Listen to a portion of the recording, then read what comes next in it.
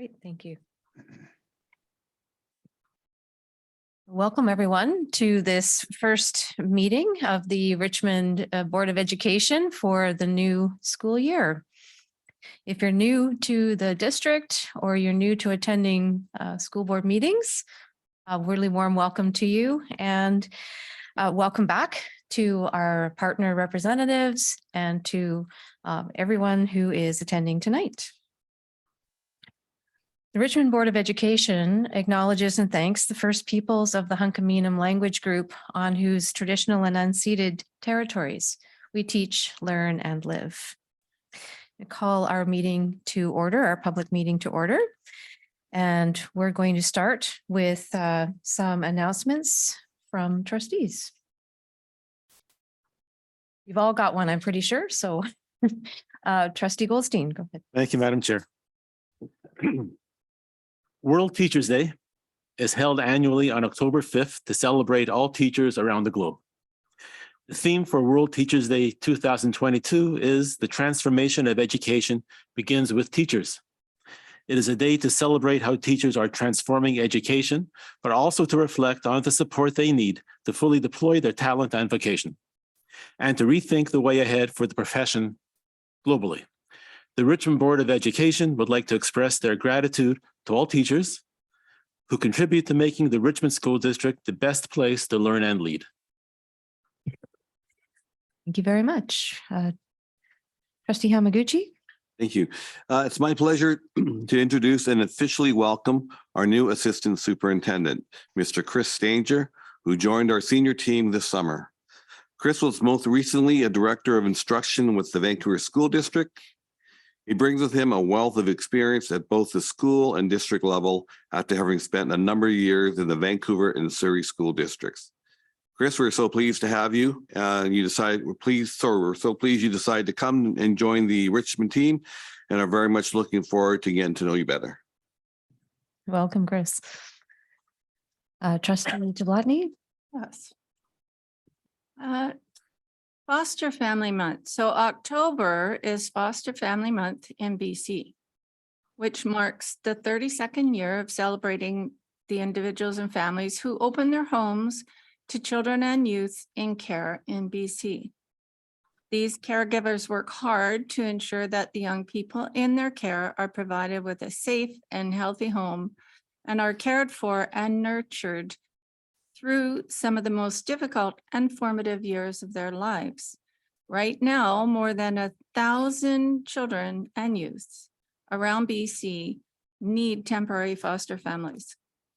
So everyone who is interested in becoming a foster parent is encouraged to go to the website at fosteringconnections.ca for more information. A big thank you to all Richmond foster families. Thank you very much for that announcement.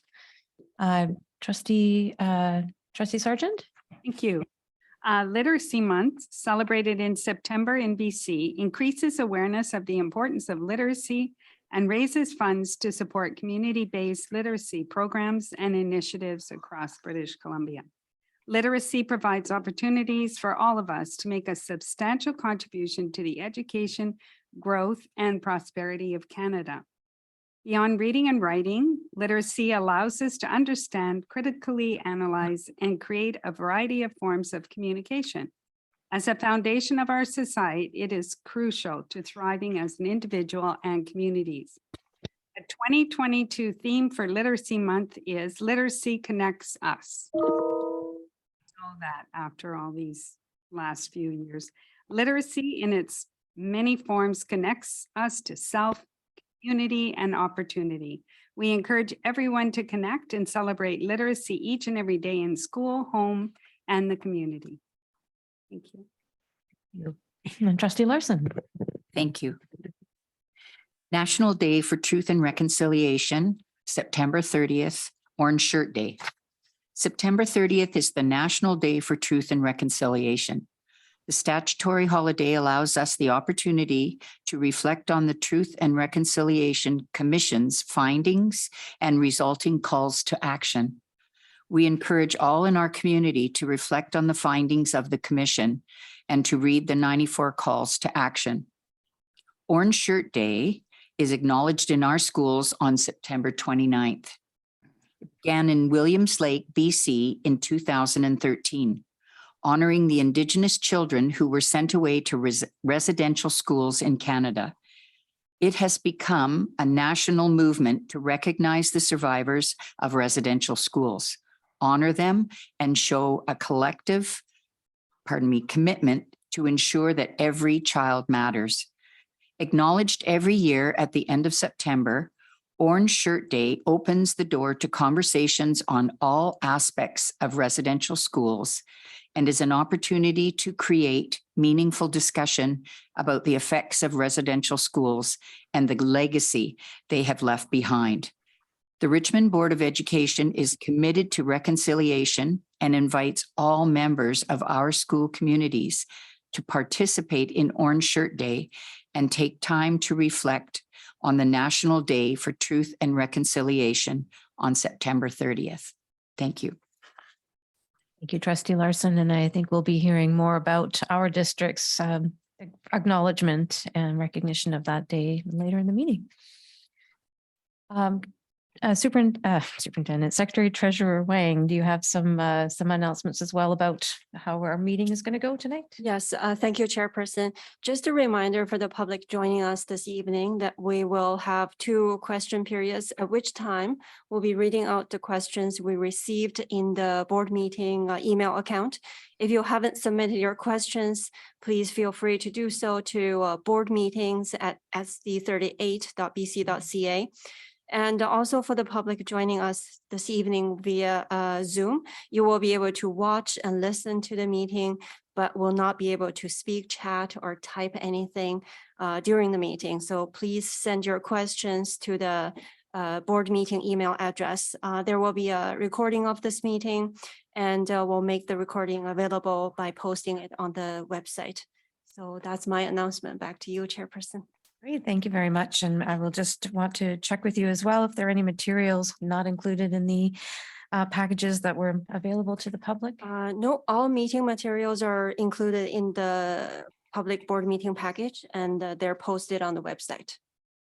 Thank you very much. We'll move to item 2 then in our agenda, which is adoption of our agenda. Looking for a mover for the agenda. Trustee Hamaguchi, thank you. And Trustee Tablatny seconding. Any discussion? I'll call the question. All those in favor of adopting the agenda? Great, thank you. That's carried. Moving to item 3, we don't have any presentations or special recognitions this evening.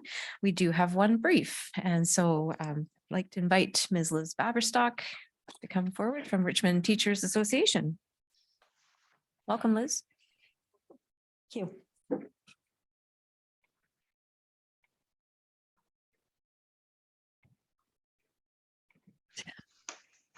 Thank you very much for this opportunity. And I guess we're now starting September with a brief. Maybe it'll be a very long year for whoever are trustees after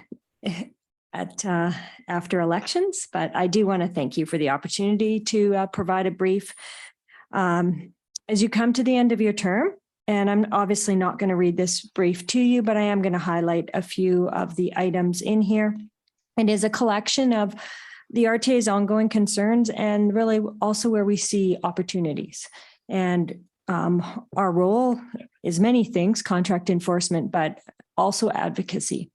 And advocacy for public education and advocacy for Richmond teachers. So with that, we did write this brief highlighting some areas that we're concerned about. So I start with the audited financial statements because it's always a good reminder. It really sets the tone, I think, when we look at the audited financial statements.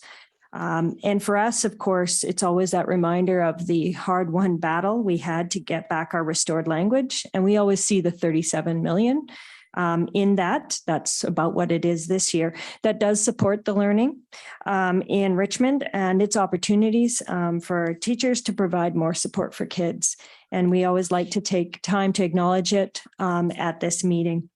I have outlined some information with regards to FSA. find, I know they moved the FSA for purpose to early in the school year, but it is an odd way to start. You started in September and it goes across the course of a month, and a school can decide when they're going to write it. But those first 2 months of the school year are just so important to setting the tone and setting the learning community. And this is an exam that can take up to about 4 hours to write. So, I'd like to see it, delayed as long as possible for schools, not to start on October 3rd, and maybe those decisions have been made so that teachers can make the most of the opportunities to support classrooms. We continue to have concerns about data. And, like to see the data used for purpose to support learning. We do understand that there are many stakeholders who would need access to that data, and we don't have a problem with that. But using it for other methods, such as ranking schools, we, of course, continue to have that concern.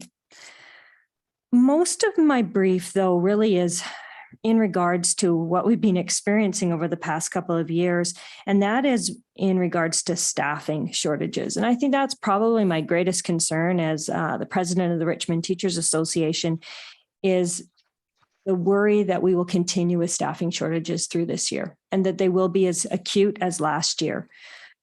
Recruitment, retention, it just remains a real pressure across everywhere, but especially public education. And it is an experience that is causing pressure points in schools, and it was last year, every single day, whether that was, will there be enough TTOCs? Will there be enough support staff? Right now it is, can we find enough staff to fill positions? Can we find enough staff to fill specialized positions?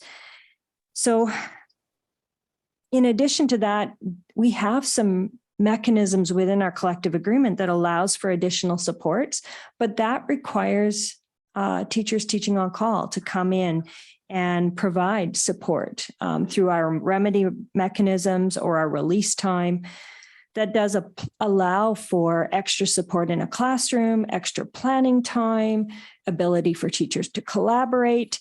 And really, that's been under great pressure, and especially over the last 2 years. And I thought last year would be better, but in fact, last year was worse. Even in sort of the last week of June, we were seeing shortages up to 48 teachers. That's unheard of. Where we end this year, I don't know, but I do think recruitment to the profession, that's going to have to address salary differences that are across Canada. And of course, we're in bargaining now. But it also means making sure that teachers are well positioned as they transition to the profession. It's a difficult profession. It's one that people approach with a lot of care, but they do need a lot of support. And we also need support for a specialization for teachers to get extra qualifications. And at all times, I think it's workload. Workload is increasing, and that's through the system. I don't think there's anybody in this room who wouldn't say their workload hasn't increased, because it has. And that is going on at every aspect of this profession. So it is getting more challenging every year. We're often asked as a system to do more. And with that, that adds workload to teachers. So we do need solutions. We need solutions provincially. We need solutions locally. And provincially, that's bargaining. Locally, I do still think there are opportunities. We have had some more opportunities to have teachers teaching on call going into what we call unassigned contracts. And therefore, they are actually tied to Richmond. And I think there are more opportunities to do those things. It's a risk. Any decision you make is a risk, right? There's a money side to it. But there are benefits to securing staff to our district. And that secures support for schools. It supports support for classroom. And I really think it outweighs any risk. But of course, I'm sitting on the other side of this table. And that's real. So in my dream world, I would actually have TTOCs assigned to every school. I remember years ago, and some of you will be around for this, where we actually assigned support teachers to schools. We were doing a mechanism to support collaboration, and it would be lovely to get back to that. But by having that person there, we're going to need them. But there are many things that we actually can support teachers with, whether that's release time, whether that's remedy, whether that's professional learning, collaboration. And truly, I just think as a system, we've got to find ways to do better. And whether that's an impossible dream, I think that if you don't actually articulate those things, you don't give those wonderings and imaginations and possibilities. So that is really why I wanted to speak to you, because I am very concerned about staffing shortages. And it's the conflict that starts the day. It's the external conflicts, perhaps between people, but it's also internally when people are looking to, what can't I do today to fill what I wanted to plan to support the learners in my classroom? So as this year progresses, and we add in fatigue, and my concerns for wellness will grow. And that is for the system as a whole. I do know that everybody has their best intentions, but we are going to face these acute staffing shortages. And so if we can't be creative, I think we have to continually be mindful of workload. Be vigilant in asking if we're going to ask somebody to do an extra. How are we being mindful of the addition of workload? Where are we actually taking some things away?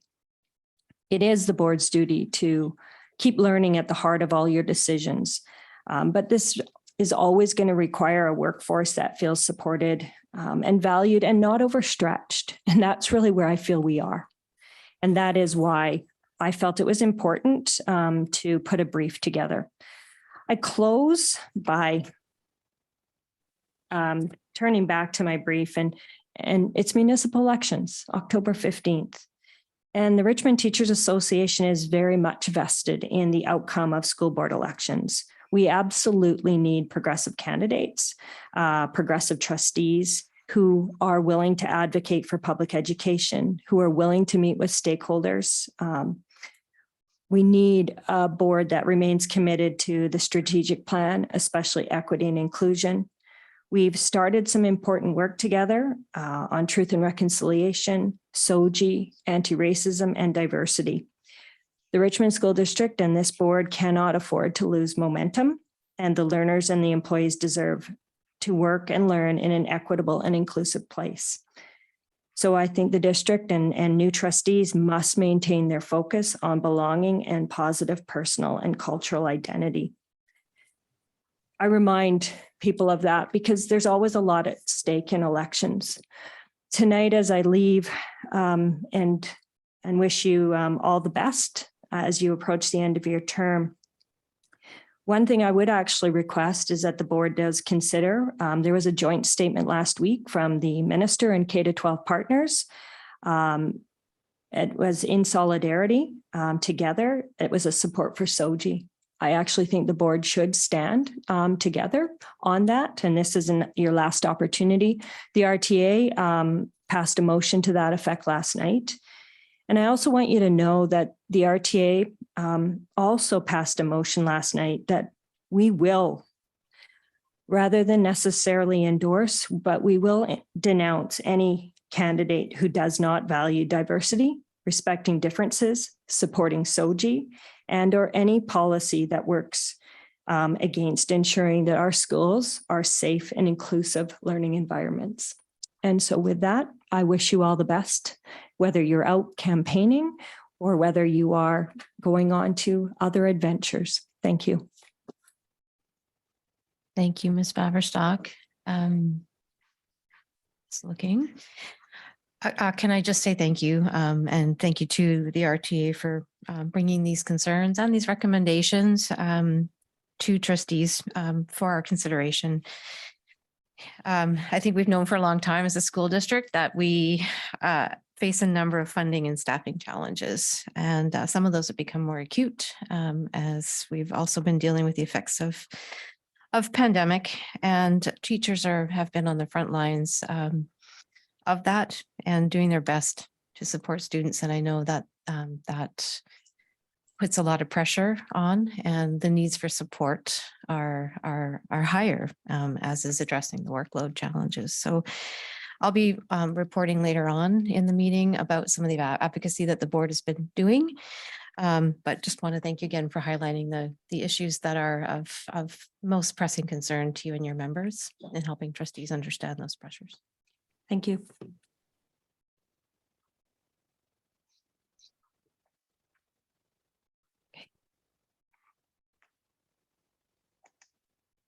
Actually, just one other comment, which is that the school district has on social media also been expressing support for the statement of the Minister of Education and the partner groups, of which the Trustees Association is one, in support of the SOGI 123 and inclusive equitable education.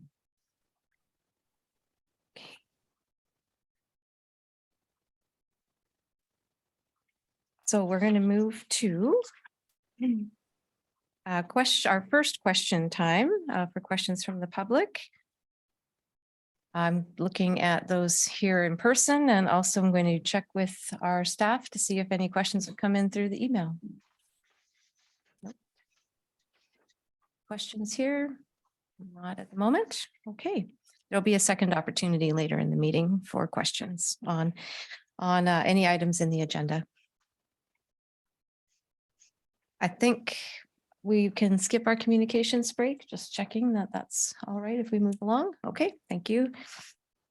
So we move to item 4, which is our report from our executive team. Superintendent Robinson. Great. Thank you very much, Chairperson. So welcome back, everyone. Always good to see everyone in September. I'm very happy to say that relative to the last few years, we've had quite a smooth startup. I certainly don't disagree with much of what Ms. Baverstock was saying. Certainly lots of challenges, but relative to the additional layer of the pandemic, I think this year has been a smoother startup. And we're certainly grateful for the work of all the employees across the district in preparing our schools, and for parents' patience as always as we get ready to welcome our kids and families. So we've got several updates that we would like to share this evening. First of all, I'm going to call on Deputy Superintendent Ryan, who's going to provide an enrollment update, please. Thank you, Superintendent Robinson. So I'll be providing a very brief update this evening with a cautionary note that the enrollment numbers that I'm going to share this evening are very preliminary and will change up until the 1701 reporting requirement, which takes place after September 30th. But having said this, the takeaway is that enrollment is trending in a positive direction. And it appears that domestic enrollment is up approximately 400 students above district budget projections. And international enrollment continues to recover from the pandemic and appears to be 50 plus students above the district budget projections. And finally, the board and public will receive an enrollment summary report, which I will be bringing forward to the October public meeting. Thank you. So any questions from trustees on that portion of the update? Okay, we'll move ahead then. Thank you. And I'm going to ask Assistant Superintendent McMillan to speak to our September 30th Day of Recognition and Orange Shirt Day.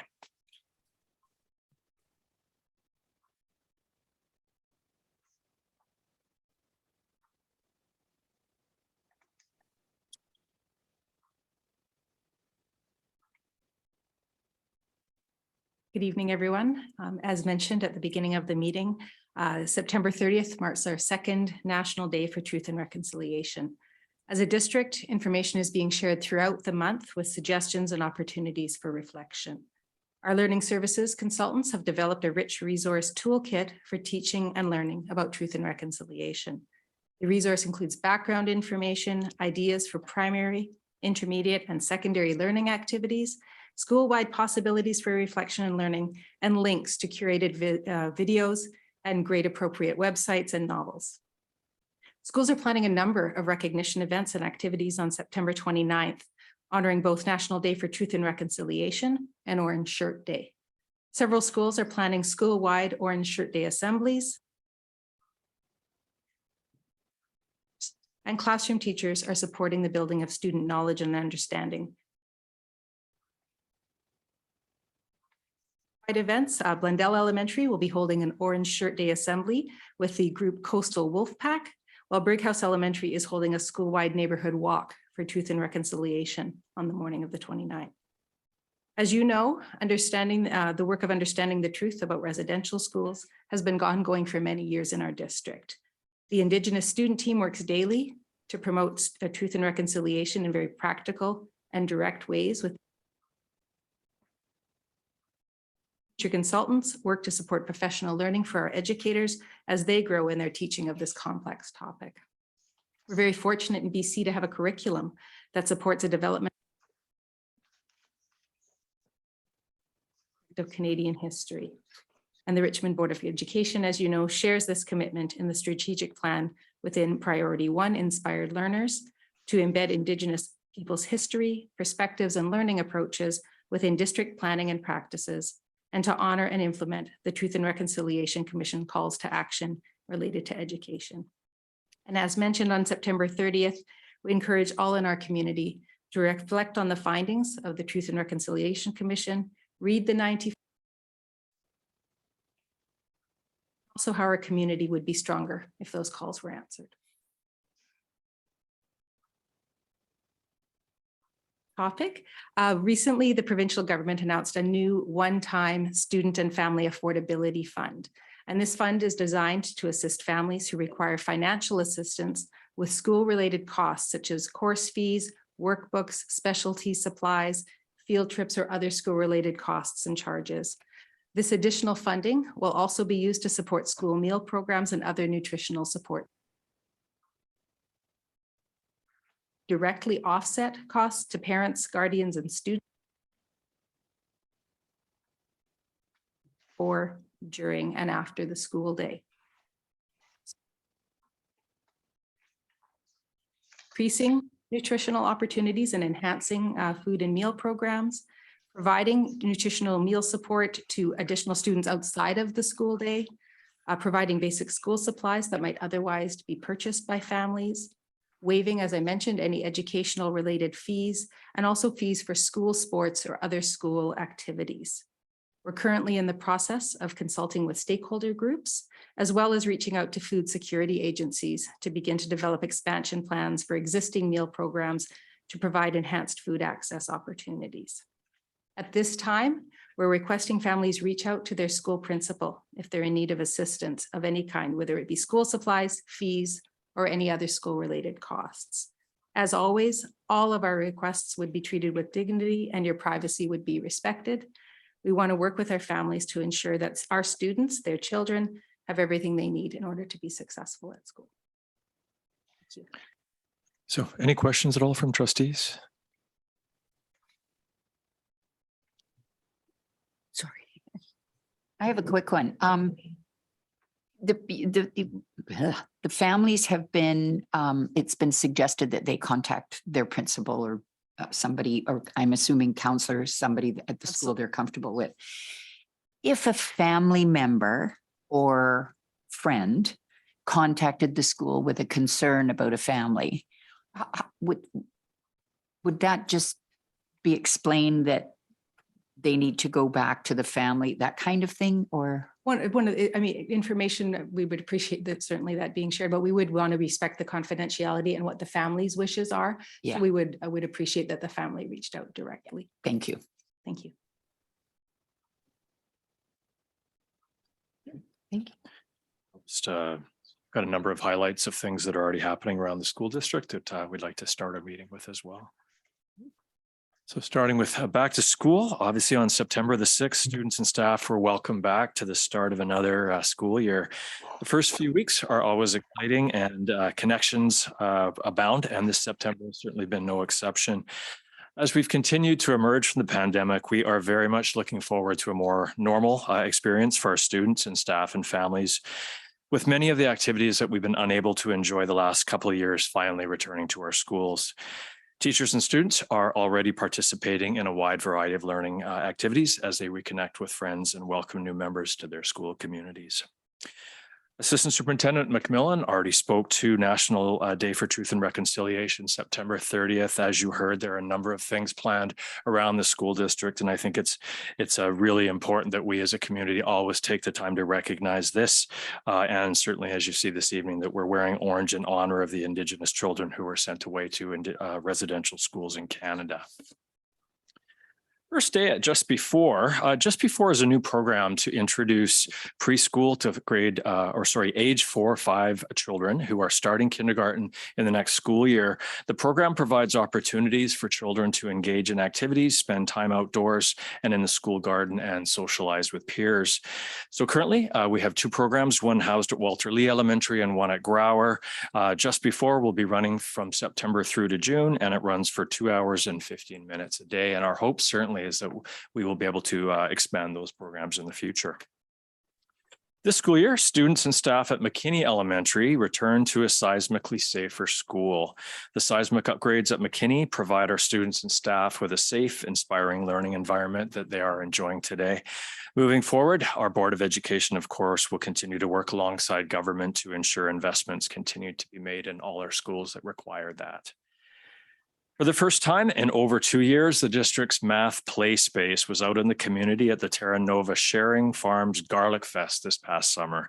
Hundreds of families visited the math play space in the children's area and engaged with mathematical ideas and materials. Children were given the opportunity to play with tiling, turtles, magnetic building blocks, Cuisenaire rods, and pattern blocks. Please don't ask me what a Cuisenaire rod is. It's been a long time. Children also used transparent math finders on the farm to search for shapes, lines, and angles. And adults were provided with information about the BC mathematics curriculum and how it's been enacted in our Richmond public schools.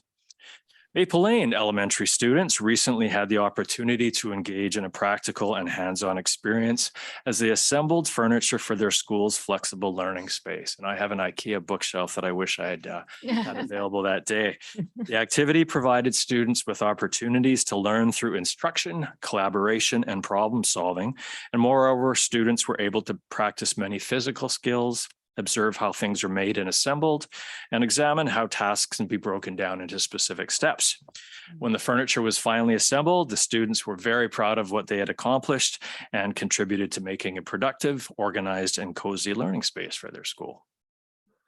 During autumn, many teachers use outdoor learning activities for students to learn about their environment, deepen their care for place, and foster a love of nature. Students at General Curry Elementary have been examining nature closely and observing treasures beyond the playground. One group of students built a volcano in the sand, and another pair of students made mini salad bowls out of found materials. Students at Anderson Elementary are also getting reacquainted with their school's outdoor space. They've been getting creative with the materials they've been finding outdoors and have been designing drinking bowls for the school's bug hotel. And finally, on September 9th, the Richmond High School Grad Committee organized a wonderful afternoon of fun and community building activities for the 270-member Richmond High grad class of 2023. The students enjoyed a hot dog lunch followed by senior sports day consisting of tug of war challenges and a go-go stop water balloon fight. It was a time for reconnection and an opportunity to welcome new students into the fold. The students strengthened existing bonds and took steps to expand their circles on their way to making this a great year. And Chairperson, that is just a smattering of the amazing things that are happening across schools in our district already. Thank you. Indeed. Thank you very much. Thanks to all of our executive team for their report tonight. And yes, I shouldn't be surprised that only a couple of weeks in and we've got a lot happening at our schools. Some trustees were at the, and maybe this will be in the next round of highlights, but at the fall equinox celebration at Richmond High. And yeah, hopefully we'll see some images from that on their social media. It's also a great combination of both our school's commitment to sustainability and reconciliation, and a good example of leadership in integrating those. So.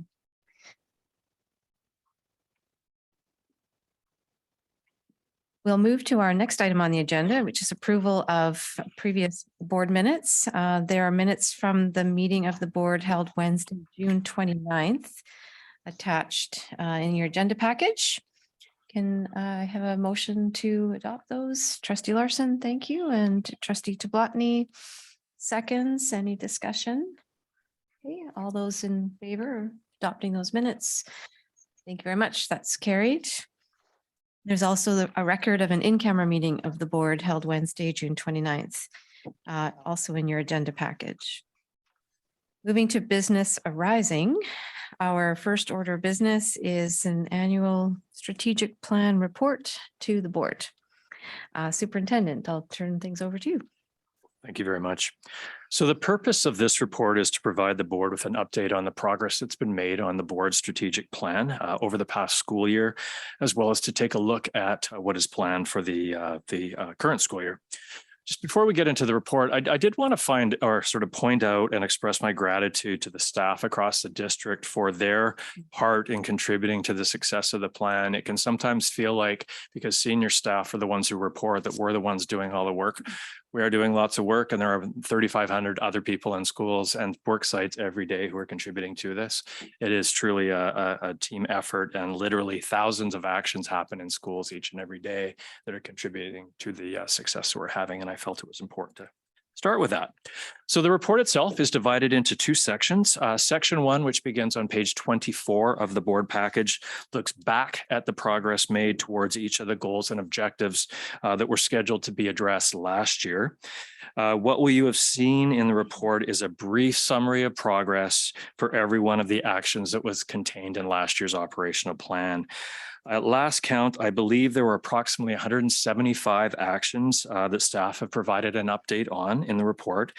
In many cases, staff have referenced the outcomes and the success indicators that exist within the operational plans that are being reported on. Section 2 of the report, which begins on page 48 of the package, looks forward and addresses the goals and objectives and actions that are contained in the operational plan for the current 22-23 school year.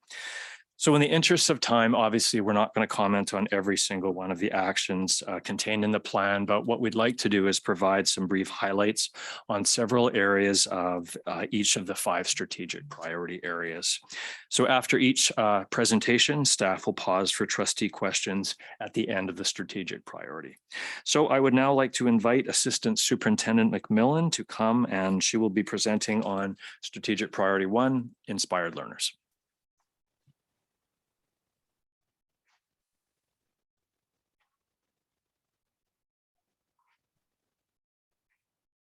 Again, it's my pleasure to share some of the highlights from Priority 1, which, as Superintendent Robinson has indicated, represents the work of hundreds of folks who have been enacting the key actions, as well as you can see in the success indicators, the numerous hundreds of folks who participated in so many of these activities.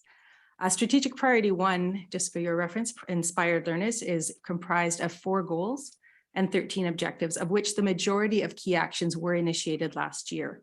Inspired Learners focuses on core competencies and curriculum implementation, assessment, Indigenous perspectives, and inclusive learning for all. A review of our actions and steps, all of them listed, are in the full report. Many of the goals and objectives I will mention are multi-year, and this initial year last year gave us the opportunity to launch some large-scale actions that will continue to unfold in the coming years. Within all 4 of the goals, I'll summarize a little bit, you'll see a significant amount of work has been done in the area of professional learning. Despite some of the challenges and constraints that the pandemic presented with us, we were able to offer a significant number of learning opportunities throughout the year. And you can see the participation rates reflected as you go through the report itself. From small group to whole school and district-wide events, one of the key paths to moving forward has been through connecting educators and growing capacity through learning. One highlight I'll share is the annual Innovation Inquiry Grant process. And last year, 823 educators across our district engaged in pursuing an inquiry within collaborative school teams on topics ranging from formative assessment to inclusive learning, to diversity, equity, and inclusion, and social emotional learning, among others. Moving forward in designing and offering a variety of learning options to meet the evolving and diverse needs of learners, actions were initiated and will continue to build in supporting the review of program options, as well as growth opportunities for Richmond international education and continuing education. Another key area this past year, which we'll be continuing on, is in the area of formative assessment and communicating student learning. Multiple learning sessions were developed and implemented last year regarding formative assessment, communicating student learning, the use of e-portfolios, and student self-reflection and engagement. This work continues. We do have a draft reporting policy that will come into effect next year, and it really works within that support of deepening implementation of core and curricular competencies of the BC curriculum, while working to engage learners in their ability to set goals and engage in all aspects of their learning. Goal 2 of Priority 1 states that the district fosters resilient and healthy lifelong learners. Within this, Objective 3 speaks to providing mental health supports, both in terms of ongoing district staff supports, as well as partnerships outside of our district. One of the key actions last year was to provide focused support and professional learning opportunities for staff, as well as we hosted a parent evening as well. Another significant key action that was underway in the past year was development of the initial structures and staffing for Richmond's first integrated child and youth teams. This fall, the first of 4 planned ICY teams is being launched, and we look forward to implementation of this comprehensive, cohesive structure for mental health supports for students and families in Richmond. Goal 3 is a large priority there. Goal 3 of the strategic plan states that Indigenous peoples' history, perspectives, and learning approaches are embedded within district planning and practices. And a significant amount of work was initiated towards the 4 objectives outlined within that plan, again, through professional learning, both for educators and all staff across our district around truth and reconciliation, providing supportive resources to schools, and both targeted professional learning sessions, as well as in-school support for educators in classrooms. Finally, as foundational to the curriculum, a focus on literacy and numeracy are reflected in the strategic plan as part of Goal 4, which states that the district builds literacy, numeracy, and digital literacy through innovation and a commonly held vision. As part of the key actions in these areas, we've been working on developing a framework and have completed development of an early learning literacy resource focused on pedagogical design, assessment, and instructional practices. Last year, the K-2 framework called the Pillars of Literacy was completed and has been launched this fall. The pillars for 3 to 5 are drafted, and the work's going to continue moving in through intermediate and secondary years moving forward. Similarly, in the past year, we began an early resource for numeracy called Numeracy Foundations, and that will grow and be shared as the year moves on. One final piece I'll mention around this work last year has been the launch of both literacy and numeracy YouTube videos prepared by our staff. We've learned a lot about working online and videoing in the last year, which are short video bursts for educators to support them in their learning whenever and wherever they want. In conclusion, I've highlighted, it seems like a lot, but it really is a few of many, many actions taken this last year. But wherever possible, we're really working to build these holistically in our work to truly address the priority of inspired learners. And we look forward to, I believe, in December, providing an update on our progress this year. Great, thank you very much. We're pausing, sorry. Yeah, For questions, thank you. I'm just aware, I'm just trying not to forget that we already have one hand up. So Trustee Lee, please go ahead. Thank you, Madam Chair. If I may, I have a question for our superintendent. I apologize the fact that I did not give you advance notice for this question that just occurred to me. It's in the paragraph called conclusion in your strategic plan annual report. And there it says the vast majority of the actions scheduled for completion for the past school year were achieved.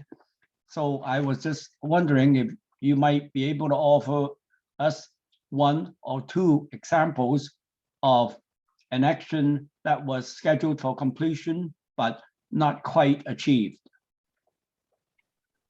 Certainly, through the chair, I actually believe that will occur as you listen to other strategic priority presentations. I know there were a couple actions that were scheduled that have been deferred to next year for specific reasons. And I believe you will actually hear that as the strategic priority presentations occur. I'll wait for that. Thank you, Mr. Superintendent. You're welcome. Yeah, I just was looking at objective 2, which is provide a wide range of mental and physical health programs and supports for students. And I know that, during COVID, we felt that this was really, really important, and it still is. Because our young people, sometimes didn't have the opportunities to get out and experience these things. And I noticed that there was a cycling program for elementary schools, and that 18 schools participated. And that's really, really kind of neat. Who actually provided the instruction for the program? And then I'm wondering if you're planning on growing that, because that would be great. I find that a lot of parents I've talked to, they have never even had the fun of riding a bike. And so I guess, they wouldn't be able to teach their kids as well. So be good to expand that. Just curious. Yeah, it's Hub Cycling that provides the support, and we work with the city of Richmond actually in conjunction with that. Our goal is to have all kids and all schools go through it I think it's the grade 6-7 age. And I can see that, as we finish with all 37 elementary schools, we're going to start all over again, because as the kids age, we want to keep that going so that all students, wherever possible, have that opportunity and the skill, because it is a lifelong skill to be able to ride safely. There's nothing better than riding a bike and, but doing it safely. So that's great. And they can teach their parents how to ride bikes. It's already out. The offer went out to schools last week, actually, for schools that haven't participated yet to sign up for this year. Fantastic. And then just reading about the youth strategy and youth engagement opportunities for our young people. And that's also very important. So it makes me tired to read this, but that's fantastic. Thank you.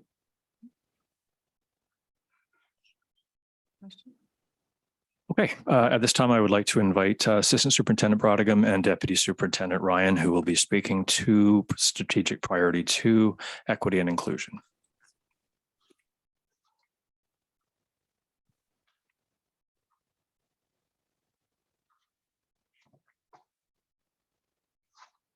Thank you. Thank you. Welcome, Crystal. Welcome, Deputy Superintendent Ryan. Thank you. So I will be starting, and I'll be talking about specifically Strategic Priority 2, Equity and Inclusion. And I just want to let Trustee Lee know that I think that the portion that I'm going to address will take care of his question. And so I'm looking at Goal 2, specifically provide equitable and inclusive learning opportunities for all learners, and review the objective, review district inclusive education and alternate programs, and create and implement action plans based on these reviews. So I'm going to highlight 2 key initiatives which took place last school year. One has come to completion and the other is still in progress. So the first one is that a comprehensive program review of the Aspen Learning Center program was conducted by external consultant, Ms. Lori Smith, in the fall of 2021. And a final report with recommendations was prepared and presented to the board at an in-camera meeting in June. The final report is slated to be presented at the next scheduled Education Committee meeting. The second item I'm going to discuss is a comprehensive review of district alternate programs that was initiated by external consultant, Mr. Peter Drescher, in February of 2021. And these programs consist of combined studies, integrated academics, Horizons, Station Stretch, Street View, Richmond School Program, and the Colts Young Parents Program. And staff anticipate receiving a draft report by the end of October. I will add one additional piece. We had planned on initiating the program options review for programs such as French immersion, late immersion, Montessori, IB, et cetera. And because of COVID and the significant public consultation programs that would have been required, that program review has been deferred, and we're just, as of this week, starting to engage with an external consultant, and we'll be bringing additional information back to the board with regards to when we anticipate that review to be initiated and when we hope to have that concluded. So with that, I'll turn it over to Crystal. Thank you. Good evening, everyone. I'm going to share some highlights of strategic priority 2, goal 2, particularly in relation to the objective to identify and develop a plan to respond to current district challenges related to systemic discrimination and marginalization. The foundation of the work towards achieving this objective is the Diversity, Equity, and Inclusion Advisory Committee, the Equity Scan, and the SOGI Advisory Committee.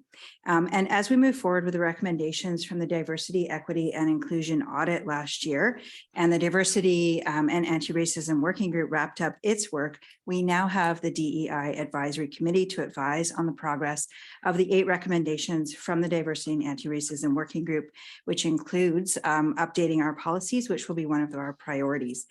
The results of the BACAO audit and the Diversity and Anti-Racism Working Group were shared publicly on the district website. The work that we have been doing has been focused on how we keep as many people in our community as possible engaged together in the learning and in the conversations related to building a common understanding and engaged in the learning opportunities that are provided. Also in this priority, there's been a lot of focus on professional learning. The work of the district administrators and teacher consultants is vital in this piece as they approach the work from a positive and a building approach so that it models and practices that everyone is welcome at the table at all stages of learning and understanding in this work. This will help us to build a path forward and has the intention to keep our relationships growing and thriving. Additionally, considerable resources have gone into towards leadership development in this area so that our principals and vice principals, managers and executive staff have a baseline of skills and knowledge so that they can lead their staffs. We have had speakers to address truth and reconciliation, anti-Black racism, anti-Asian racism, SOGI, dialogue without division, and anti-Semitism. Many of these speakers have also provided learning opportunities for RTA and QP staff, including district-wide events that have been attended by several hundred employees. Furthermore, conversations that further this learning are taking place amongst our employees, and there is more planned. The district administrator for equity and inclusion also takes time at our principal and vice principal meetings to address an issue related to justice, equity, diversity, and inclusion, and encourages our leaders to do the same with their staffs at their staff meetings. Student voice plays a very big role in the school area, and focus groups have been implemented in a few of our schools and will continue to be added to our schools this year. The DEI Advisory Committee also has students on the committee, which is an exciting step in the development of our work. And the focus of these focus and leadership groups is to understand the impacts of discrimination and bias, as well as to support all of our learners to develop a sense of connection, belonging, and positive personal and cultural identity. We continue to support the building of diverse and current resources in our schools, both by providing curated collections to schools and supporting the capacity of those who choose to purchase resources such as our teacher librarians and English language arts teachers.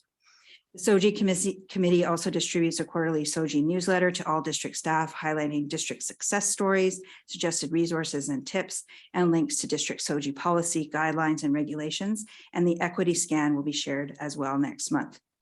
The work will continue along the same trajectory this year, building on last year's learning and widening the supports to our schools and departments across the district.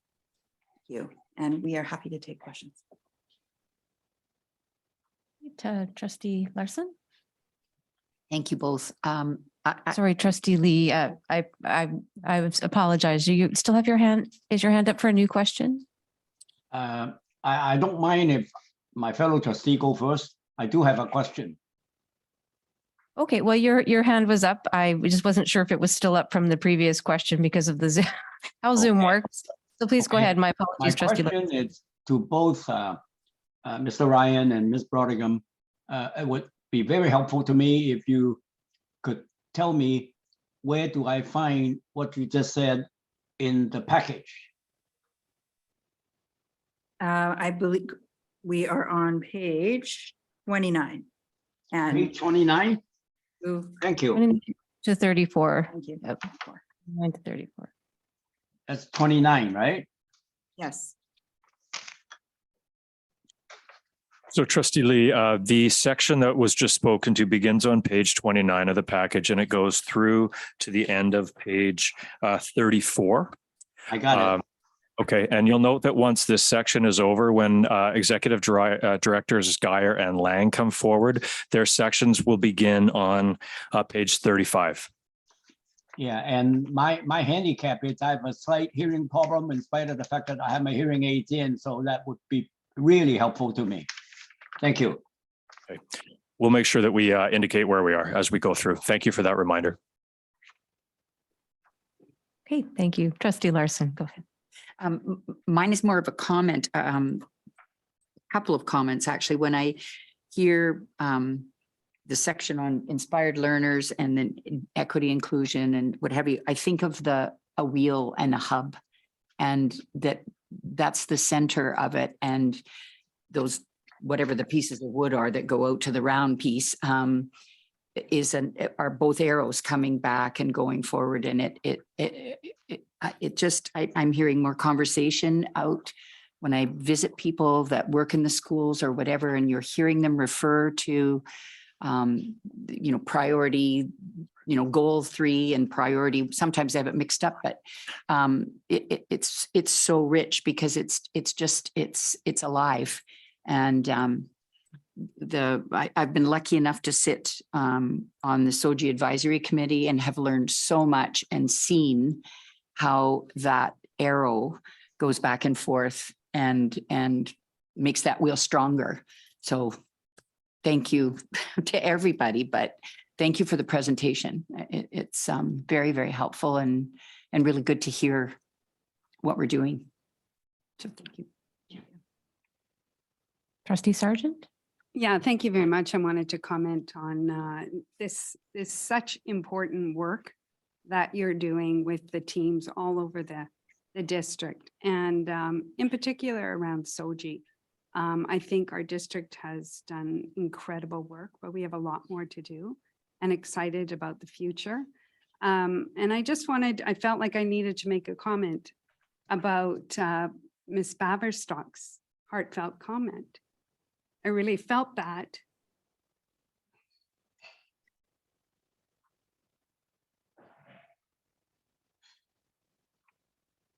Excuse me. And I really appreciate, I sat on the SOGI Collaborate, which has made this statement, which is no small feat. That Collaborate has been formed with all the partner groups and I was lucky enough to sit on that since inception. And that group has been working nonstop for 4 to 5 years, making sure that all of us are supported, our SOGI leads, our teachers, our staff. And so they're an incredible resource as well. And I wanted to thank Liz for her comments, but also for the work of her past president and the current president and all of our partner groups for making sure we continue that work. Excuse the emotion, but I felt it from her as well. Thank you. Thank you. Thank you, Trustee Sargent.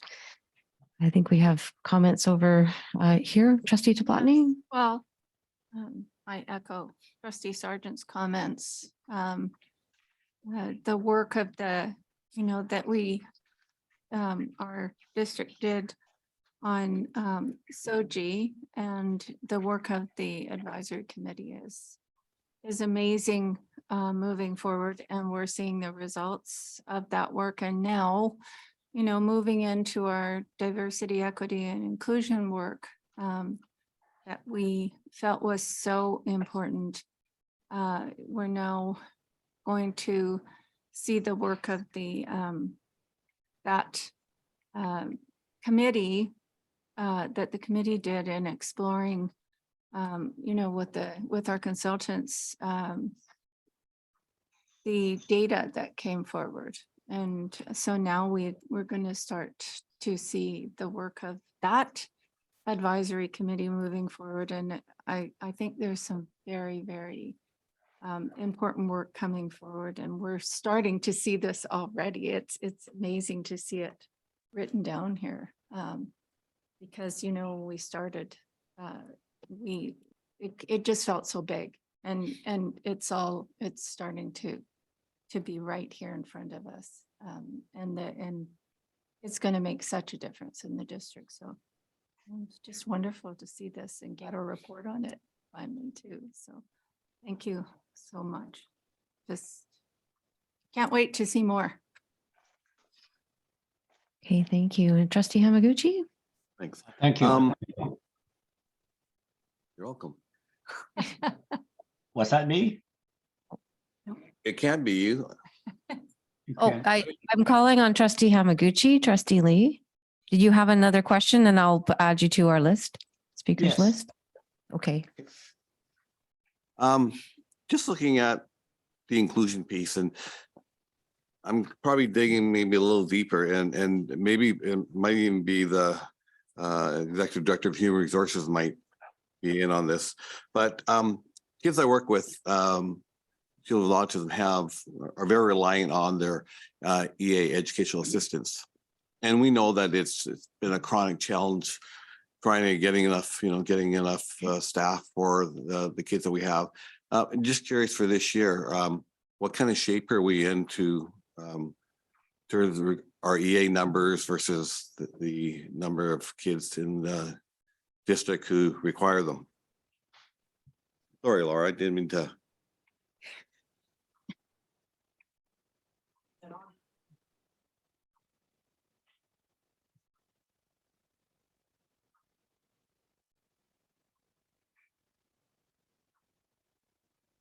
Thank you. So I'm happy to speak to that. Certainly, EA staffing and recruitment and retention has been a challenge for a number of years, and we've been experiencing that across the district, certainly. I have some optimism that our situation has improved. Generally, at this time of year, we do have a number of unfilled positions across the district, and what we're seeing is a bit of a reduced number in that way. So there's some reason for optimism there. We certainly still expect to have challenges of on-call education assistance on a day-by-day basis.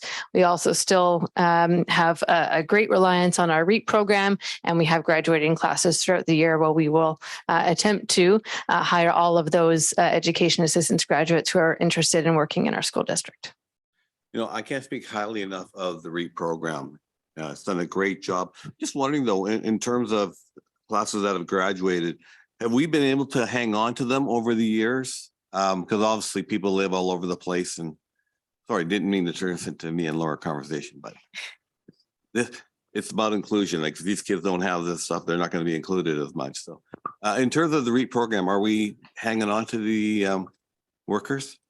So generally what we have seen a changing trend in that regard. In the early years of our REAP program, we were very much attracting Richmond residents who are interested and committed in hiring them into the school district. And a significant proportion did continue and work in the school district. That was a bit of a pent up demand, if you will. And so over the years and over the graduating classes, we've seen a decreasing level of the graduates who remain and stay with us. Thank you. Thank you. Going to move us a little bit more back on topic with the strategic plan. Trustee Lee. Thank you, Madam Chair. I just want to say that I was so glad when our consultants gave us our DEI, that's diversity, equity, and inclusion report. And I think for the people who still have questions on the SOGI policy, we should make our DEI report better known and available so that people can read that, and maybe that would give them some of their answers to some of their questions. Thank you. Okay, thank you, Trustee Lee. I don't know if staff wanted to speak to where that report is or how we've been making that report available. Yeah, so the report from Macau Consulting, as well as the Diversity and Anti-Racism Working Group report, is on our district website. And then there is also a link there to an email for anyone who has questions that they would like to ask further. Okay, thank you. I'd like to just, I guess, make a brief comment with respect to this board's work on equity and inclusion and diversity. I think you're my 7th board as a superintendent or assistant superintendent. And I have to tell you that when I look back to a little under 4 years ago, how far you've come. It is an incredible accomplishment. And I have to attribute it to the fact that this board, without exception, has made this a priority. And I speak to my colleagues around the province, and certainly there's lots of great work happening in other school districts. But I have to say that the intensity of the efforts here and the system-wide attention to this and system-wide passion for this, in my view, is just, it doesn't exist other places. So I grew up in the 80s as a gay man in a small town. And my experience was I did absolutely everything I had to not have people find out. Because at that time, it would have led to a very unpleasant life for me. So I didn't share that with my family. I didn't share it with my friends. I learned to speak a certain way, to walk a certain way, to not disclose a great part of who I am. And I, not to get too personal, but it came to a point in my life where I really thought, why am I doing this, to be honest with you? I never in a million years would have imagined that I would read the statement that was published last week on behalf of people like me across the province of British Columbia.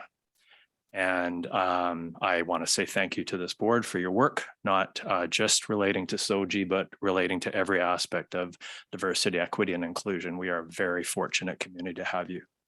And I want to make that very clear as your superintendent. So thank you. Okay, let's move on. Excuse me.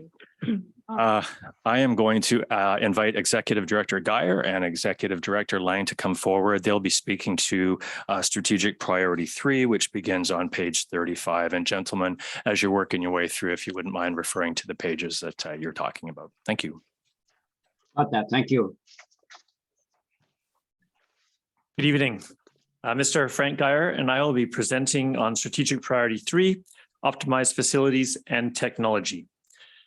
Substantial progress has been made on Goal 1. The district's technology infrastructure is stable, secure, and relevant to support learning. The development of a 3-year learning and business technology plan is well underway. Staff and students provided input on what is currently working well and identified priority areas for growth. And together, we've envisioned a future state of where we want to be in 3 years.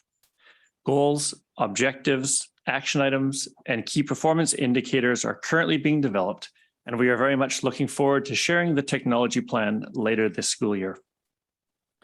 We have successfully increased access to technology hardware and software across our schools.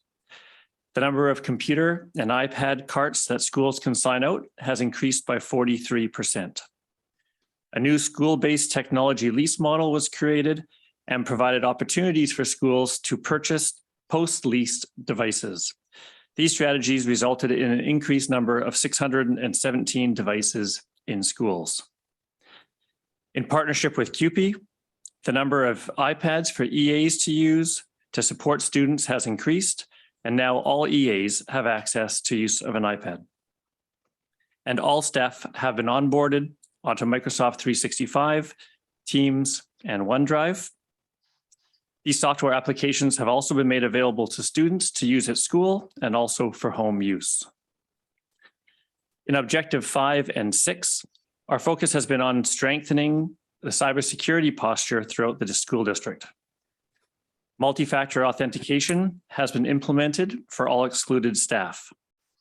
A district-wide password policy has been created and is currently being implemented.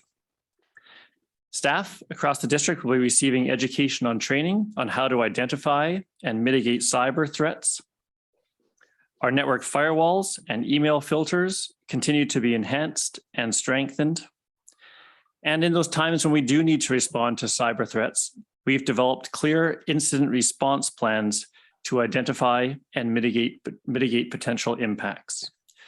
These are just a few of the highlights from goal number 1. I would now like to pass it along to Mr. Frank Geyer, Executive Director of Facility Services and the Richmond Project Team. Thank you, Mr. Lang. Facility Services has 2 goals under strategic priority 3. The first is goal number 2. The district's facilities are well maintained, equitable, safe, and conducive to learning. We too have made significant progress in goal 2 since the strategic plan was adopted. For instance, we've implemented all the recommendations from the 2020 independent review of the maintenance department, including consolidating and reorganizing maintenance, operations, transportation, planning, and development functions into one unit, the new facility services branch. We also implemented a new comprehensive enterprise asset management system, which includes a robust online service request system to improve communications, accountability, and overall service to our clients. We established an interdepartmental facility services team to ensure that facilities planning, management, and resource allocation supports the provision of equitable learning environments, including cross-training our managers. We developed and piloted a climate risk assessment project at 10 district sites, I should say, sorry. We conducted an independent review of our operations department, including custodial governance, staffing, procedures, and practices to improve the overall delivery of cleaning services in our schools. And we've implemented the majority of the recommendations. We developed the ST38's Facilities Renewal Program, which is a multi-year strategy to optimize available annual facility grants, school enhancement program, and other local funding in the maintenance of our schools and grounds, thus enhancing health and safety of our occupants. We completed the update to the long-range facilities plan and obtained the board approval in November 2021 and implemented some of the strategies contained therein, including the establishment of 2 new childcare facilities at Robert J. Tate and F.A. Thompson Elementaries. And we have 2 more projects that have been approved for capital funding, and design and construction of these units are underway at Maple Lane and Steve's Elementary. We've updated the 5-year capital plan, which the board adopted in June 2022. We're addressing some of the space and operational deficiencies of non-school functions. For instance, we've recently relocated adult education to its new facility at the Mitchell campus, and we're going to be starting work on the space that was vacated at Rideau Park by adult education to turn it into a much improved environment for working for learning and business technologies. We also heard from 2 stakeholder groups that reduction and consolidation of secondary schools to improve student access to programs is very important. And we intend to bring forward some recommendations around restarting the comprehensive boundary review in early 2023. And finally, under this goal, we've continued to identify and develop defensible business cases for seismic upgrade projects, which have resulted in 2 new projects that have been supported by the ministry this past year at Dixon and Debec, while other school districts have received little to no projects in the same period of time. Moving on to goal number 3, the district fosters energy efficient and environmentally sustainable facilities and practices. Most of our objectives here are longer term, but we have been able to achieve a few of these objectives thus far. The most important being the completion, board adoption, and implementation of the District Sustainability and Climate Action Plan in December 2021, which included a full alignment with the long-range facilities plan. As an initial step in our long-term zero waste strategy, we've completed 6 waste audits in schools, and we're starting the process of analyzing the information and proceeding with the zero waste strategy with these schools, looking at how we could go beyond that. We undertook a thermal comfort campaign at 6 schools through the Energy Wise network. We've made presentations with students at this to the City of Richmond's Green Ambassadors program. And what I find really cool is that we have finally acquired and put into service 2 zero emission school buses, which are 100% electric, and so far so good that we haven't run out of juice yet to get our kids to and from school. So now that's it for strategic priority 3, and open it to any questions. Trustee Larson. My comment, again, I'll direct to with regards to technology, but at the same time, my point that I want to make, it involves everything. And that's, I am not a tech whiz by any means. And I want to say that every time I have been invited to go over, because I've called for help and been invited to go over to the little spot on number 4 road for help, the people there have been just amazing. They have helped me so much and I have learned a lot. And I guess the point I want to make, it may sound silly, but it's simple, is that for our strategic plan and for us to meet the goals that we've worked so hard to come up with and the objectives and everything, it's those tiny little things that people do every day in this district, whether it's a teacher, a custodian, the principal, the vice principal, the guys that cut everything. All of those little things are what's making this strategic plan a success. And we are hitting those goals. And it's those little things. So it may be silly for me to bring this up, but I see it and I feel it. And so again, it's incredible what everyone in this district is doing. All those little things that make the difference every day. So thank you again. Thank you. Trustee Goldstein. Thank you, Madam Chair. Thanks for all that information. This is a question about technology. I'm wondering, how does the implementation of the strategic plan deal with or take into account the fact that technology is changing at an increasingly breakneck pace? It's a great question. It's one that we constantly grapple with. And that's really why we have as one of our core objectives of our goal is the creation of this 3-year learning and business technology plan. It's intentionally set to be a shorter time frame because of the rapid change for technology. And we looked at it and thought a 5-year plan for technology is very difficult to predict. And really the objective of that 3-year plan is for us to clearly identify a roadmap for the next year, to kind of start to vision what year 2 would be. And year 3 is really that future state. And as we finish 1 year, we will then conduct an assessment and identify where are we at and what is now our year 2, our year 3, and we will add a new 3rd year onto that. So it's not intended to be a static plan, but one that very much is responsive to the ongoing changes with technology so we can continue to adapt and evolve to meet the needs for all of our learners and staff. Thank you very much. Trustee Toplatny. Yes, I wanted to talk about objective 2 for the technology. And really, when I look at, what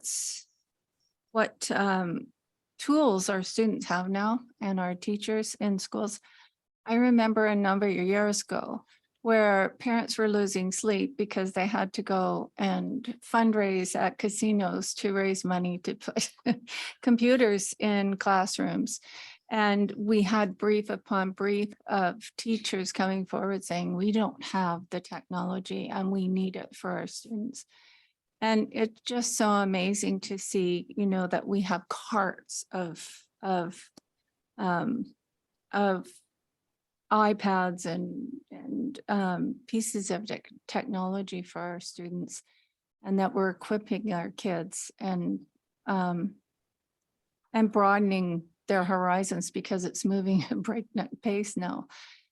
So when I look back on how far we've come, it's just absolutely amazing to receive a report like this in comparison to, what we were facing actually not that long ago.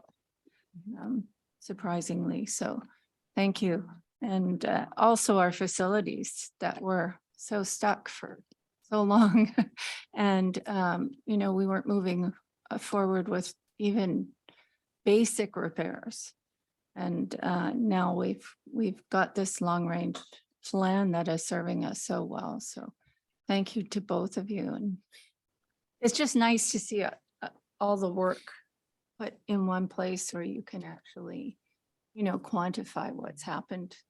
And it's just amazing. So, thanks. I could just echo Trustee DeBlatney's comments about having come a long way, even in 8 years, but even in 4 years. And, I think along with our district culture and the culture in our schools in terms of equity and valuing diversity, technology is the air we breathe, and it's metaphors, the water our students swim in terms of their learning. Like that's where their learning takes a large part where their learning takes place, and our communication. I mean, it's just such an integral part of everything we do. We have come an awfully long way, and Mr. Geyer, your team too. I'm thinking of our long-range facilities plan, which we just continue to adapt and move forward and be creative. In a system, a publicly funded system that is chronically underfunded, creativity and figuring out how to make the most of the dollars that we have and the assets that the district has, especially around facilities. Obviously, we've the seismic upgrading for our schools, but the facilities that don't get funded and don't receive funding for upgrading, like our adult education, our technology staff, all of that. Making the most, and we've come a long way with that too, and we're seeing the fruits of that work now, and also just our sustainability initiatives, the plan that was approved this past year, and it's unbelievable to see our schools so committed and the student engagement as well. So, and I know it's all the work of many people in that department and on the team as well. So, just another voice of gratitude. I know we're all sharing that. So thank you very much.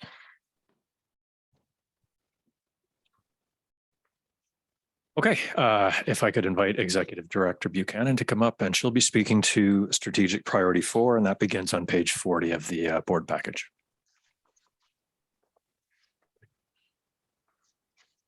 Thank you. Good evening, everyone. As Superintendent Robinson mentioned, I'll be speaking to Strategic Priority 4, and I'm going to focus on Goals 4 and Goals 5 for you tonight.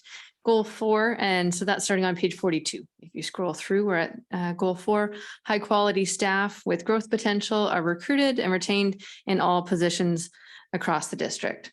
And one of the most impactful elements of the work we have undertaken to date has been increased information sharing and expertise sharing across HR team members. By design, we have our recruitment responsibilities distributed across HR team members. And in doing this work, we've built capacity and built processes for information sharing and sharing those best practices across the team. A few examples of this include developing recruitment and hiring checklists that apply across positions, which serve to increase consistency across hiring per positions, as well as increase structure when you're adding to the hiring process. We develop template language for standardized emails and communications, again, for increasing consistency and structure within the hiring and the recruitment process. We've established monthly meetings with our recruitment managers to discuss what they're learning and the trends that they're seeing and aligning their processes together. And again, to ensure our specific hiring standards are met. We're also actively tracking our metrics with respect to hiring as a means to improving our time to hiring and getting new staff into positions as soon as possible. Another element we've spent considerable time is looking and seeing what we can learn from other organizations and other school districts, mostly with respect to publicly information available regarding recruitment and retention, and specifically in building their profile as an employer. At the current time, our district website isn't a significant source of information for prospective employees. And as we've done this work and explored other school districts, we've seen some great examples that we're working on adopting for our school district, such as employee testimonials and profiles of staff, which include description of their job and the why as to why they work where they do and why they choose to continue working. Long service awards, and we have our regular processes in our school district highlighting those recipients, asking them, what do you love about working here? And what would be some advice you might give to new hires? We're looking at adding a career section onto the school district where possible, looking at FAQs so we can provide as much information to our prospective candidates, as well as application requirements and instructions on how to apply. So really building out that publicly available information to ease the hiring process for our candidates. So this work, which I've shared here, and there's much more as you can anticipate, will provide the foundation of the work plan that we have in front of us, and to continue this work. To reply to Trustee Lee's previous question, there is an item in this section here which was deferred. That was really from a systems capacity. And so we're looking to see how we can accomplish that within the next year that's in front of us. So that's a focus on recruitment that I wanted to share with you this evening. The next goal area that I wanted to highlight for you this evening is goal 5, and that's on page 43 and 44. And goal 5 is all staffing allocations are determined equitably, responsibly, and responsively. And I wanted to share this with you because in the work that we have undertaken to date, one of the pieces that we've learned in contacting other school districts is they haven't done a lot of work in this area. And so often one component of our learning is seeing what we can learn from others who've come in front of us. And this is an area where there hasn't been a lot of other organizations in front of us. And so that also presents us an opportunity as well. So one piece that we did in addition to learning that there isn't a great path in front of us is getting some data and getting some information from those within our school district that can inform our path forward. So we developed a survey for managers and administrators. We were really pleased with the response rate. We got responses from 31 of the 38 elementary schools and all 10 secondary schools, as well as our departments across the district.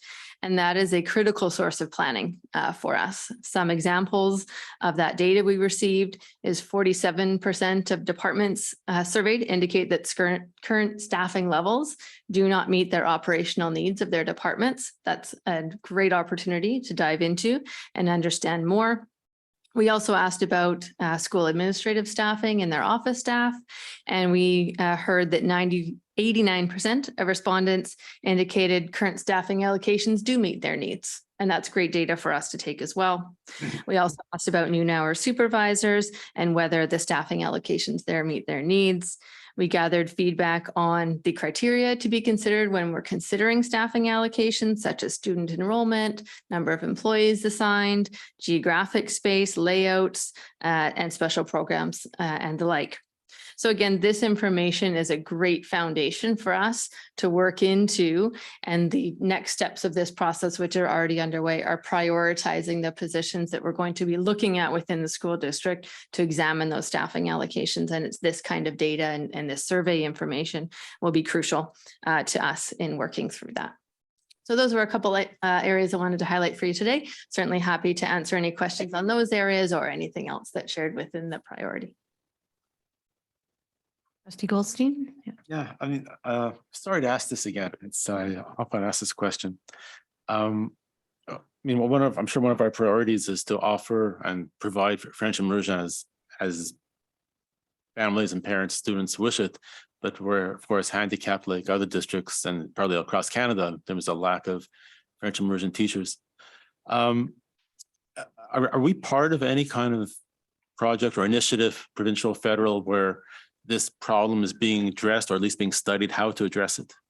So generally, we have been able to meet the staffing need that we've allocated for our French immersion programs. There's always going to be challenges in retaining and seeing the evolving nature of that workplace. So we certainly are involved in that underway. We've made a recent submission to a provincial consortium for additional recruitment funds and some additional opportunities to grow that staffing workforce. So yes, absolutely. And that work is well underway. Thank you very much. Hey, Trustee Sargent.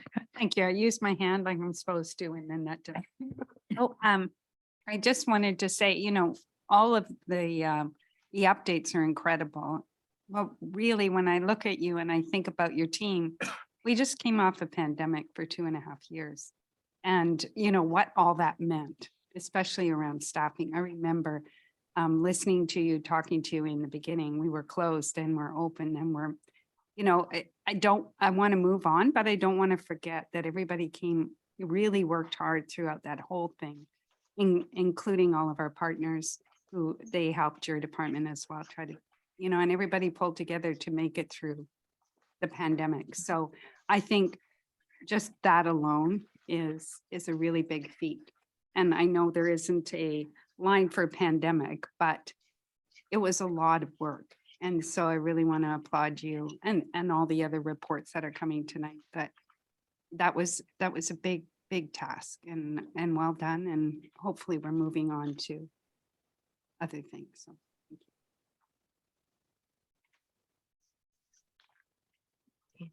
you.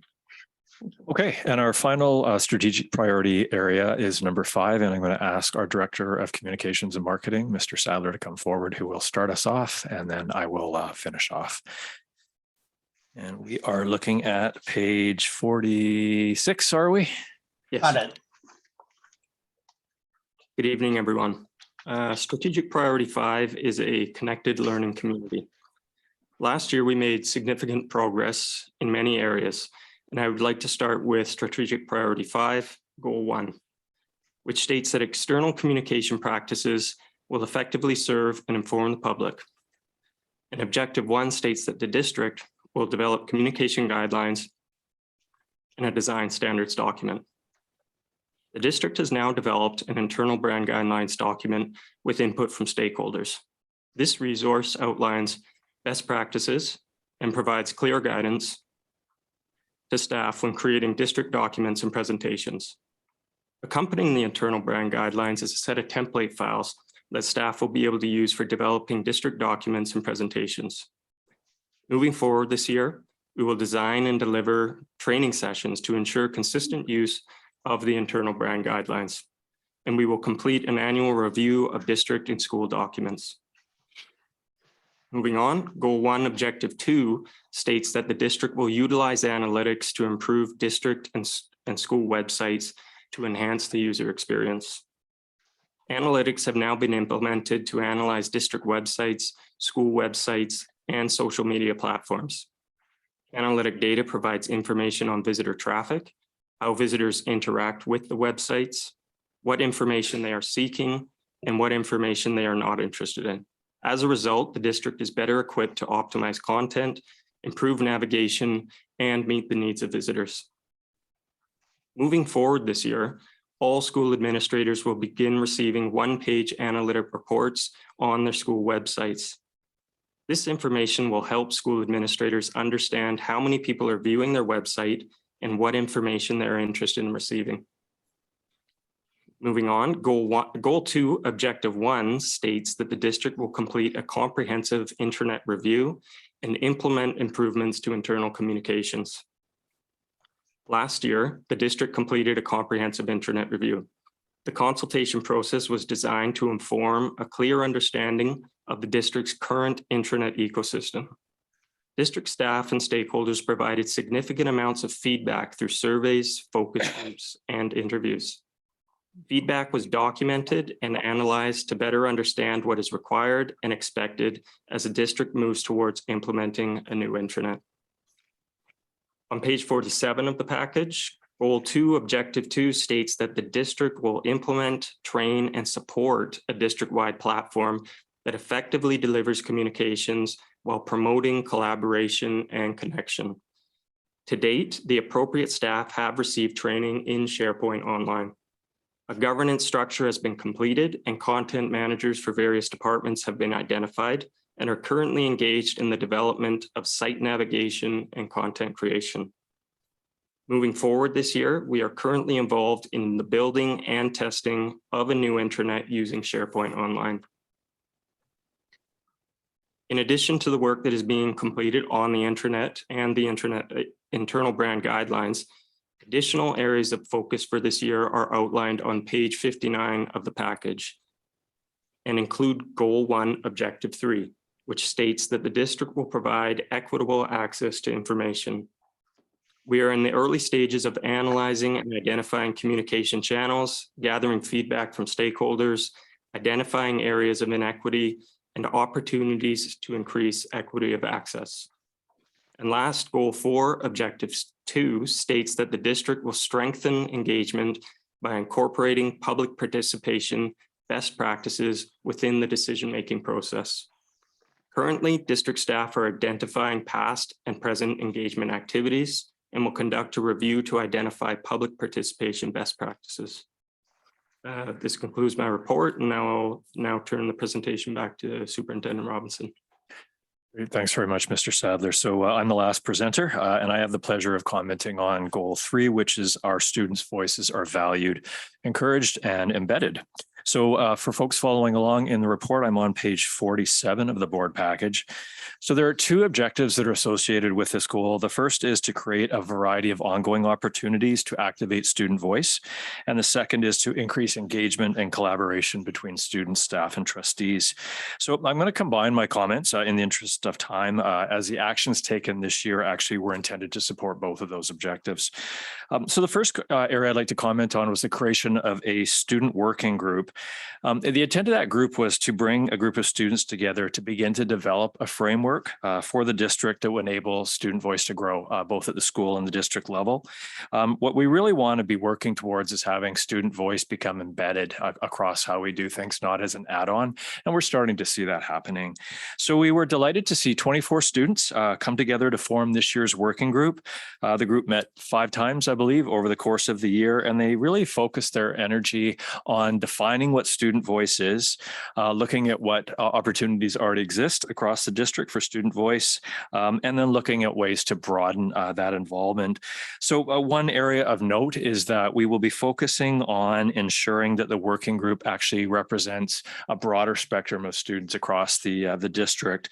What we noticed this year is that we ended up, despite our best efforts, with a little bit of a narrow profile of the type of student who was participating. And we want to make sure that we are getting representation of students who come to school with a variety of identities and experiences.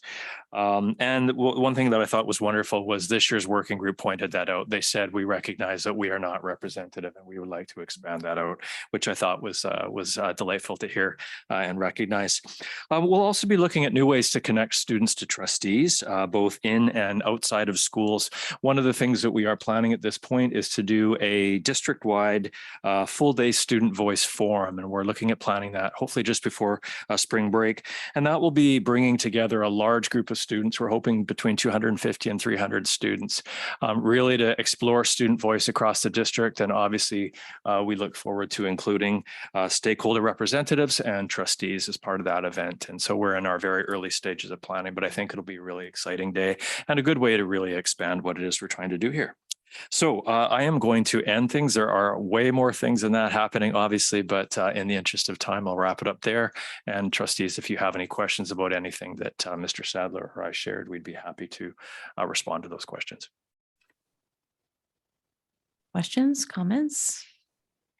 For either Mr. Late. Sadler or We're out of steam. Superintendent? I know, Trustee Toplatny. One of those, that's the last question. So, yes, I do remember our students telling us that they didn't feel that we had a broad enough, representation of students. Just wondering, have you thought of any ideas on how you're gonna get those students? And yes, we have before had something like a student voice forum, but yeah, I think if we do it right, it's gonna be even better. Yeah, no, I agree. So I think what we need to do is, there's a bit of a tendency to stick to the same old formula where we have a certain event and we invite kids to come. And we need to recognize that that creates barriers for a number of kids across the district, whether it's transportation, whether it's their family circumstances, whether it's the way their culture communicates. There's all kinds of factors, I think, that we need to pay closer attention to. And so that is what we're exploring right now and looking at ways, how do we go out and meet students in a way that's comfortable for them and include them as part of a group. Perhaps the working group isn't always in the same physical location. Perhaps it's subgroups in locations and contexts that are more comfortable for those students. So those are some of our preliminary thoughts at this point. Yeah, thank you. Thanks. Trustee Larson. It thrills me that the representation is going to grow. And I've often wondered, just even from my experience in a secondary school with the leadership kids, wonderful kids.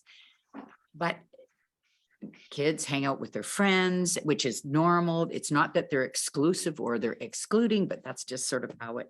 And so I used to always think, how do we not train, but educate or give those strategies to those kids in order to, because that's not an easy, it's not an easy feat. No. To try to approach kids who maybe don't even want to be approached because they're not sure and all that kind of thing. But that's thrilling that the kids recognize that. That's really wonderful. Yeah, great. It was Trustee Lee. Trustee Lee? Thank you. have a- Thank you, Madam Chair. I vividly remember very well the One Student Voice conference that we had earlier this year. I had the good fortune of having our superintendent at our table and our two students. I was so impressed by how well-spoken our two student reps were. It was great two-way communication, and I would be strongly in favor of having more of those student voice invoices in the next 4 years to come. Thank you. Okay, thank you, Trustee Lee. And well, my thoughts were going to that conference we had as well and hearing from students, and two of the meetings that the board had with students around them issuing the invitation, just come and see us where we are and meet us where we're at in terms of that conversation. So I think that's a next step, is to consider how we do that. Absolutely. And thank you, Mr. Sadler, for all your work with communications. As we talked about coming a long way, our website, and the connection collaboration, those are the words that we're always holding in front of us. And how does everything we do, and how does your work promote all that? So thank you for all you do, which is often behind the scenes. And working with data and working with feedback and just making sort of those hopes happen for us and how we connect. Thank you. It's often, oh, right, we haven't gotten to next year. So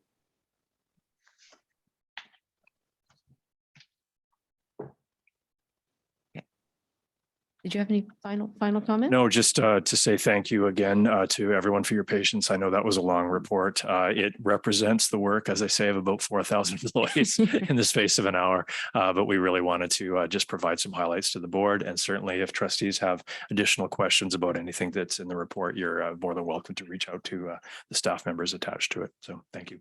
Thank you. Earlier in the meeting, or earlier prior to our meetings, trustees were commenting that December is when we do a year in review, but at the end of a 4-year board term, it did feel like it would be good to have some reflection on the past 4 years. But this report reminding us of the work we did with everybody in the district to put together this strategic plan, which I believe everyone in the district owns. And I think Trustee Larson commented that it's alive, and it does feel like it is alive. And so thank you to our senior team for, we need that leadership, absolutely. And then it filters down. Thank you to everyone who contributed to the plan, and but especially to our team for leading us through the first year.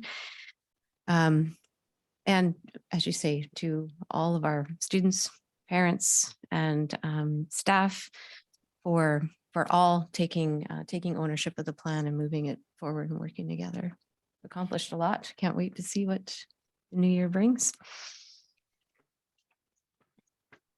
We still have some more business. So we are going to move to our new business, and the first item is an update on our summer programs, our summer learning programs. And Mr. Stanger, thank you. You're going to lead us off. Hi. And welcome, Mr. Higo, as well. Well, thanks so much. It's lovely to be here, and it's actually really wonderful to bring District Administrator Higo here today to talk to us about continuing education. And I think what you'll see is it's really strategic priorities 1 and 2 in action and in transition. Here we go. So I'm going to just provide just a brief introduction, and then I'm going to turn it over to Mr. Higo to kind of dive into some wonderful details about the summer learning programs that we had operating this summer. So I think many of you will know continuing education is a department within the district, and it offers a wide range of opportunities for students, school age and adult learners. And I just wanted to highlight a few of the categories. We have classroom-based and blended learning courses. We have Mandarin language studies. We have youth and children programs, our fantastic Ed Assistant program that we talked about a little bit today. And then, of course, we also have our school age summer programs. But really, summer learning, and that's the focus of today, has really evolved over time. And we're really seeing that evolve now with the leadership of Mr. Higo, from a focus on secondary school course offerings for students who might need to improve their course standing in secondary, to a place where we're now offering opportunities where all students can find a program of interest or a program that suits their needs over the course of the summer. And it does align with priorities 1 and 2, and just to pick out a couple of the objectives there, to provide welcoming and engaging school environments where all can thrive, as well as to support all learners so they may successfully complete their education with a sense of dignity, purpose, and options. And Mr. Higo will now kind of segue and kind of walk us through course registration, and then share some highlights of some of the key programs that we have that have been quite special over the course of the summer. Great. Thank you, Assistant Superintendent Stanger.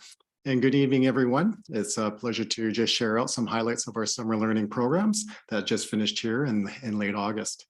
I'm going to start off with some course registration information and just highlight that we actually this summer reached 5,517 course registrations. That's one of our highest registrations over the past few years. This included 147 low incident students supported by resource teachers, education assistants, a counselor, hearing and vision teachers, as well as staff within Vancouver Coastal Health. I'd like to just point out, by low incident students, I mean students with diverse abilities and disabilities that generate supplemental funding. The first program that I'd like to highlight is our full credit program. It's always a popular program over the summer learning program. This year it took place at McMath and McNair Secondary. We enrolled 1,207 student registrations into a variety of grade 10 to 12 full credit courses. Students enrolled either to upgrade their standing in a course or to gain additional course credits. On the other end of the spectrum, we had an inspiration program again offered this year for elementary students by invitation. This took place at McNeely, Mitchell, Grower, Blundell, and Kidd. Each site had 2 different classes offered for grades lower primary, grades 2-3, and lower intermediate, grade 4-5 students. The focus for this program was on social and emotional learning, hands-on activities, and exploration of core curriculum content. For me, what I liked about the Inspiration program is that it provides equitable access to educational programs for students who might not have been able to access other programs over the course of their summer for various reasons. 2 other programs that I'd like to highlight took place at Breakhouse Elementary for school-age elementary students. This was the Summer Innovation and Summer Exploration program. The Summer Innovation program offered a variety of interdisciplinary inquiry-based learning projects. Students used digital devices, technology, computers, and applications to support their student learning, while the Summer Exploration program was more hands-on activities with a focus on technology and blending that with an outdoor field experience. For myself, I had the pleasure of visiting one of these innovation sites and classes where I got to observe primary students creating these amazing motorized Lego vehicles, coding these vehicles and moving Lego vehicles around through a maze. For me, it was very impressive to see primary students doing that. I don't think I'd be able to do that. I can make the Lego cars. I think for myself also, the fine arts program was another highlight. This is our second or third year of offering this program. It took place at Westwind Elementary School for elementary age students. This program offered a variety of inquiry-based and hands-on experiences in all 4 areas of the fine arts curriculum, which included visual arts, dance, drama, and music. For me, the highlight of that program was also the final performance that was shared with parents and special guests to celebrate their learning. Great, it's just a wonderful celebration of learning. For the older students going into grade 8, we had the Connections program again for a second year. This was offered at the end of the summer for grade 7 students going into grade 8 at 3 different secondary schools: McNeil, Steveston London Secondary, and Palmer. This program provided a transition to secondary school and focused on building connections in their new school setting. And we're hoping that in the future, we'll be able to grow this program. Students in this program got to engage in cooperative group games, dance, ADSD projects, and physical fitness. These activities help students develop their creative art, problem solving, applied technology, and collaboration skills. And I think for me, it was also wonderful to hear some feedback from parents who also mentioned that some positive feedback about just what a wonderful experience this was for students, especially as a parent of high school students when they transition from the elementary to the high school, and just how it alleviated that big jump from elementary to high school. So we're going to be looking at offering hopefully that at more of our high school sites next summer. I'd like to finish highlighting off with not only do we have funded programs, ministry funded programs over the summertime, but we also offered some very successful fee paying camps that took place at McNeil, Boyd, and Burnett. This year we had 241 students engaged in these fee paying camps from ages 6 to 16 years of age. And these camps provided diverse experience such as art around the world, badminton for not only beginners, but also for advanced badminton players, baking and cooking classes that took place at one of our sites, and manufacturing, or an introduction to manufacturing, metal fabrication, and CNC machining.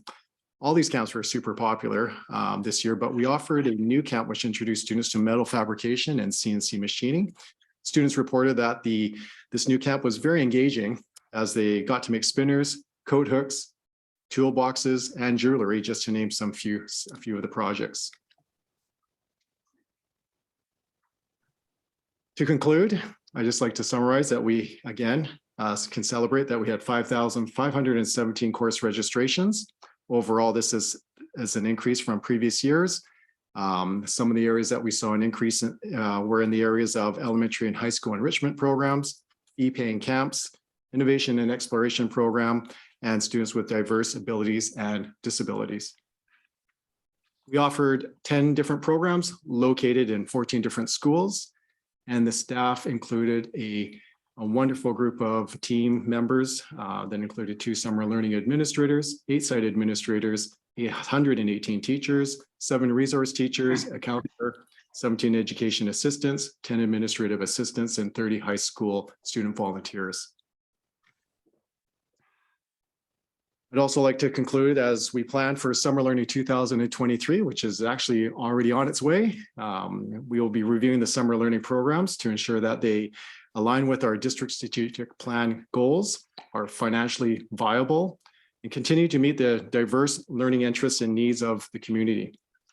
While teachers, support staff, and administrators are the vehicle and faces of summer learning, we acknowledge the support from our school district office staff, facility services, tech services, and MIS, and District Resource Center. I have to say that our teachers really tapped into the resources, and over the course of summer, we probably borrowed hundreds of kits from the DRC, which is, I just wanted to note that. That concludes the Summer Learning 2022 report. Thank you very much for giving me the airtime and the space to share our summer learning highlights, and if there are any questions, I'd be willing to take some. Thank you very much for that report. It's so encouraging. And I think I do see a couple of comments or questions. Trustee Larson. 2 comments. Rich programs. That's so impressive. All of them. I can see that growing for sure. I'm particularly interested in your in the inspiration program. Such a great idea. We have such a long summer for kids. And especially when we're talking about social emotional learning, 2 months is a long time. when you've been receiving that for 10 months of the year through school. Yeah, I absolutely. think that's wonderful. Great. Thank you, trustee Larson. Thank you. Trustee DeBlatney? Yes, well, I remember when I went to school, it was the dreaded summer school. And the threats, if you don't pay attention, you're gonna have to go to summer school. Now I want to go to summer school. It was great to see the fine arts program too. A lot of times it was focused on academics and I think, it's really great for kids to have the time to expand their skills and the things they have opportunities to learn and experience. So looks like there was a great amount of diversity in the programming. So thank you. Trustee Goldstein? Yeah, thank you for that. It's interesting. I did go to summer school once. I forget why. I don't know. I'm wondering, of the courses that are being taught, either now or which you envision in the future, which of those would you find would be most profitable financially for the district to be offering? It's a really good question. Through the board, I'd like to just answer that. Right now, being new to the position, we're still gathering lots of data in terms of how to move forward. I think hearing from the voices of our students, as I know this was mentioned earlier, is really key. So I think finding out what is the need from the students. I think also from my own experience in a very short time of being in this position, I think there's an area to grow, not only in our enrichment programs, our inspiration programs is an area where we can actually invite students to come into this program. So we can hopefully open up more sites. I think as someone mentioned earlier, it also gives some more equitable access to programs for students that maybe don't have those opportunities in the summertime. So I think that's an area. I mentioned also the connections program for the transition from grade 7 to grade 8. I know that as an elementary principal over the years, that's always been an area of our sort of concern to help students really transition into their high school and secondary years. And I think that could be another area where we can definitely right away expand. But in terms of future, I think that's the exciting part. We get to collect data, listen to the students. We have such an engaging and motivated staff in the summertime because they're there by choice and they get to be there and deliver programs that they're really excited about. So I think in the future, Trustee Goldstein, we're just looking forward to delivering some more programs and I'm very excited to take on that challenge. Thank you very much. Thank you. Trustee Hamaguchi? Just a clarification. That's your message that you have to go to summer. Your instructors, are they all like Richmond teachers or, EA? Yeah. Are they private contractors? Really Do you good use both, question, or? Trustee Hamaguchi, and I can answer that. All our programs that are funded through the Ministry of Education, except for those that are fee-paying programs. All our teachers are certified BCTF teachers. Most of our teachers come from Richmond. Same with our education assistant team. All of our educational assistant team actually come from Richmond as well. But we do actually hire teachers from outside of the district as well. But they're all BCTF certified teachers, and the majority are Richmond. I think one of the challenges in the future that we're going to see as we grow is, as we're experiencing the regular K-12, is can we actually sustain? There's a certain point where, people want to be on holidays. And so that might be something in the future, but I think that's a good thing because it means our programs are expanding. So, once again, I look forward to that challenge. Okay, the second question is, I saw that you had badminton on your list. In terms of other sports, do you see that growing? Yeah, that's actually a good question, Trustee Hamaguchi. For myself, being very active in the sports coaching world and also in martial arts, I wonder that as well. We tried some basketball and soccer, and actually, coincidentally, it wasn't that popular. Doesn't mean to say that that's not in need. I think we're going to have to relook at that. And again, going back to Trustee Goldstein's question, where are we going to grow? I think that's an area that it's going to be always sort of an ongoing changing thing, but I would like to try to see whether we can tap into that as well. For me, that's going to be something that we'll look into for next summer. For sure. Yeah. I know you're a very active athlete and I guess in developing sports programs, mean, so much of it hinges on who is instructing. And so that's why I was curious as to your base of instructors. If they're all coming as teachers, that's, it's fine.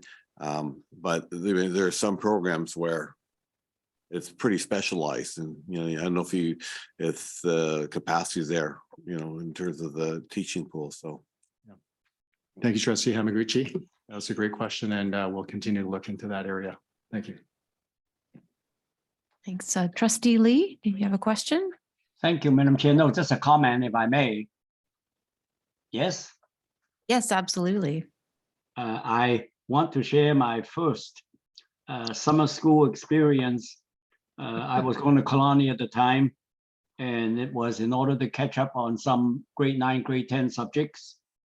And I ended up going to John Oliver, and I tell you, it was the best summer I ever had. That might sound strange to people, but it worked for me. So please keep up the good work.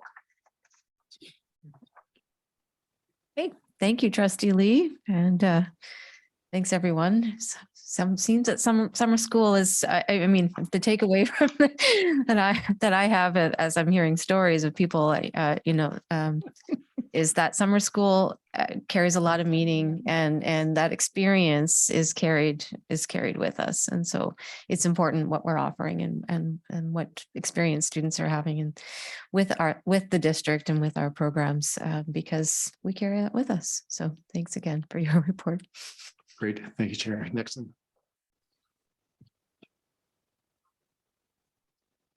Okay, we're going to move to the second item of new business.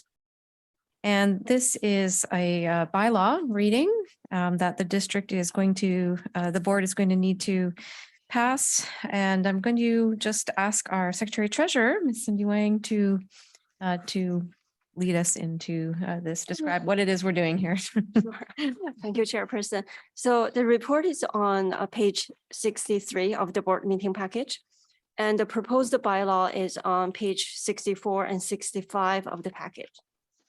So what it is it's relating to some minor renovation work that was completed over the past summer at McNeil Secondary School. The purpose of the renovation work is to provide safe learning spaces for students and staff. So the work includes installation of delayed egress doors that of course meets the requirement of fire code. Upon inspection of the work done, the district is required to grant a equivalency covenant to the city and to register the covenant against the title of the school property. And the purpose of this process is just to make sure that the district meets the building code and also the fire code during the use of the school facility. Because the boards of education are required to exercise their duty or their power over land ownership and land title by way of bylaw, therefore it's recommended that the Board of Education approve the proposed bylaw by way of 3 reading today. So that's my report back to you, Chairperson. Thank you. May not be quite as engaging as other things we've heard tonight, but it is one of those things we need to do as a board. And so I'm going to begin by just asking trustees if I have consensus that 3 readings of the A.R. McNeil Secondary School Equivalency Covenant Bylaw 2022 take place. 3 readings. Thank you. Okay. So the first reading, I'm going to read the entire bylaw in full, and then the second and third readings, I will be reading a summary, which I've been told is within our protocols. The Board of Education of School District. Oh, we are on page 64. Thank you. The Board of Education of School District number 38, Richmond, A.R. McNeil Secondary School Equivalency Covenant Bylaw 2022. Whereas the Board of Education may dispose of land or improvements owned or administered by the board under the authority of Section 96, subsection 3 of the School Act, subject to the orders of the Minister of Education. And whereas Section 65, subsection 5 of the School Act requires a Board of Education to exercise a power with respect to the acquisition or disposal of property only by bylaw. And whereas A, the British Columbia Building Code provides for certain fire, building, and safety protection measures for the current or intended use of buildings and permits equivalent performance measures. B, the Board of Education of School District Number 38 Richmond, the board proposes to install delayed egress doors at the A.R. McNeil Secondary School site as described in a report prepared for the City of Richmond by Ericsburg Engineering Limited, dated January 18th, 2022, revised March 2nd, 2022, and June 14th, 2022, and identified by the city in equivalency permit application number 22-007557, known as the application. C, as a condition of granting the application, the city requires the board to grant an equivalency covenant to be registered against the property in favor of the city. D, the board has determined and hereby confirms that the granting of the equivalency covenant will not conflict with or detract from the regular or extracurricular program of the school or the current or future educational needs of the school district. E, the property is facility number 03838064.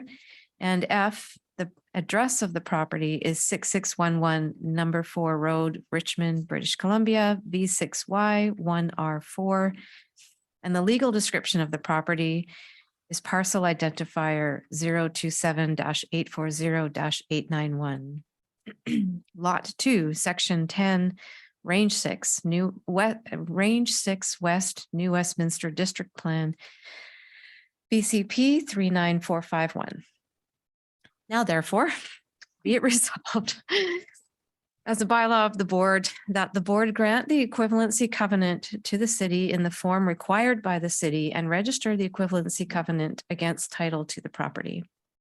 Be it further resolved that the secretary treasurer be and is hereby authorized on behalf of the board to execute and deliver the equivalency covenant and all related documents required to complete the registration of the equivalency covenant.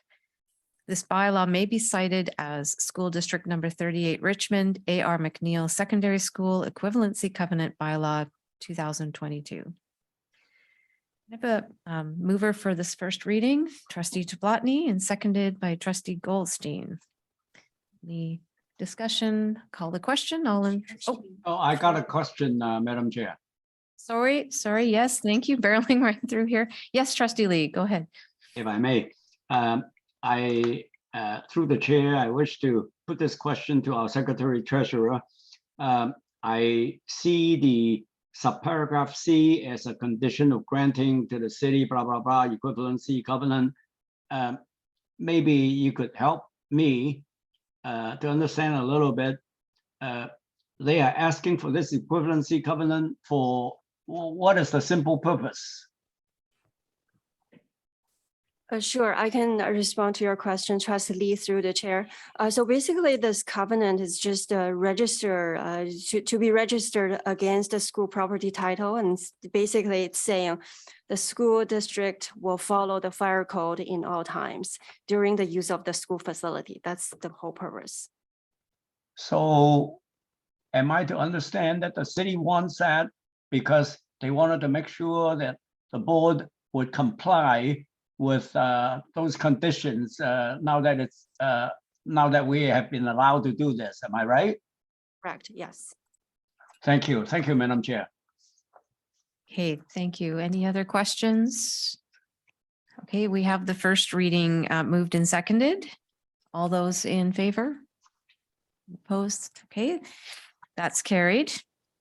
I will now read for the second time a description of the bylaw and just a summary of the bylaw. This bylaw may be cited as the Board of Education of School District Number 38 Richmond, A.R. McNeil Secondary School Equivalency Covenant Bylaw 2022. This bylaw is for the Board of Education to grant the equivalency covenant to the city and register the equivalency covenant against the title of the property in order to receive the final permit of the delayed egress doors at the McNeil Secondary School site. The board confirms that the granting of the equivalency covenant will not conflict with the educational programs of the school or school district. I have a mover for the second reading. Trustee Tablatny, seconded trustee Larson. Discussion? Yeah, trustee Goldstein. Yeah, just a comment. I mean, I've heard another aspect to this bylaw is that it's being registered in the land and being registered against the property, so that to my understanding, future buyers would be aware of this change and how the doors operate. And so it's not something that would be hidden during the sale. Correct. Yep. I'm hearing our Secretary Treasurer confirming that's correct. Any other discussion? Okay, those in favor of that second reading, thank you, that's carried. Okay, third reading. This bylaw may be cited as the Board of Education of School District Number 38, Richmond, A.R. McNeil Secondary School Equivalency Covenant Bylaw 2022. This bylaw is for the Board of Education to grant the equivalency covenant to the city and register the equivalency covenant against the title of the property in order to receive the final permit of the delayed egress doors at the McNeil Secondary School site. The board confirms that the granting of the equivalency covenant will not conflict with the educational programs of the school or school district. A mover for this third reading, trustee Hamaguchi, seconded by trustee Sargent. Any other discussion? Okay. Those in favor of the reading? And that's carried unanimously. Thank you very much. The A.R. McNeil Secondary School Equivalency Covenant Bylaw 2022, having been read a first, second, and third time, is hereby passed and adopted this 21st day of September 2022. Thanks, everyone, for your patience with that.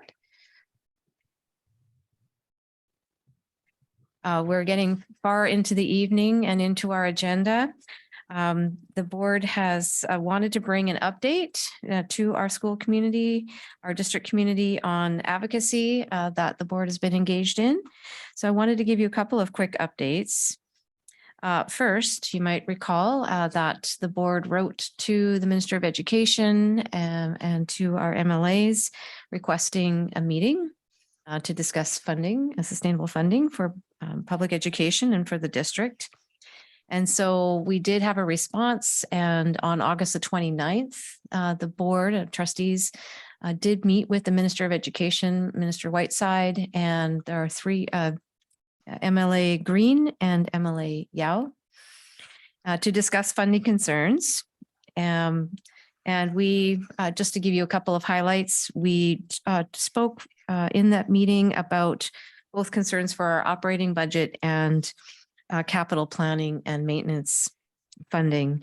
In that we highlighted that we still have 22 schools in need of seismic upgrading, and that our community, we had a goal set for when we wanted to have those schools completed, and wanted to convey to the minister and our MLAs that our communities would be concerned about the pace having slowed, and needing to see approval, see support for these projects, and to keep that that plan on track with our project team. We also spoke about the annual facilities grant and the fact that the funding that we receive annually to maintain our schools isn't adequate, and we're losing ground on maintaining our schools and the facility index for them. In terms of our operating budget, we highlighted the need for an increase in the annual grant that we receive. We spoke about the structural shortfall the district has faced for the last couple of years. We talked about the budget, our last budget process, and the difficult decisions that we had to make in terms of cuts and to supports.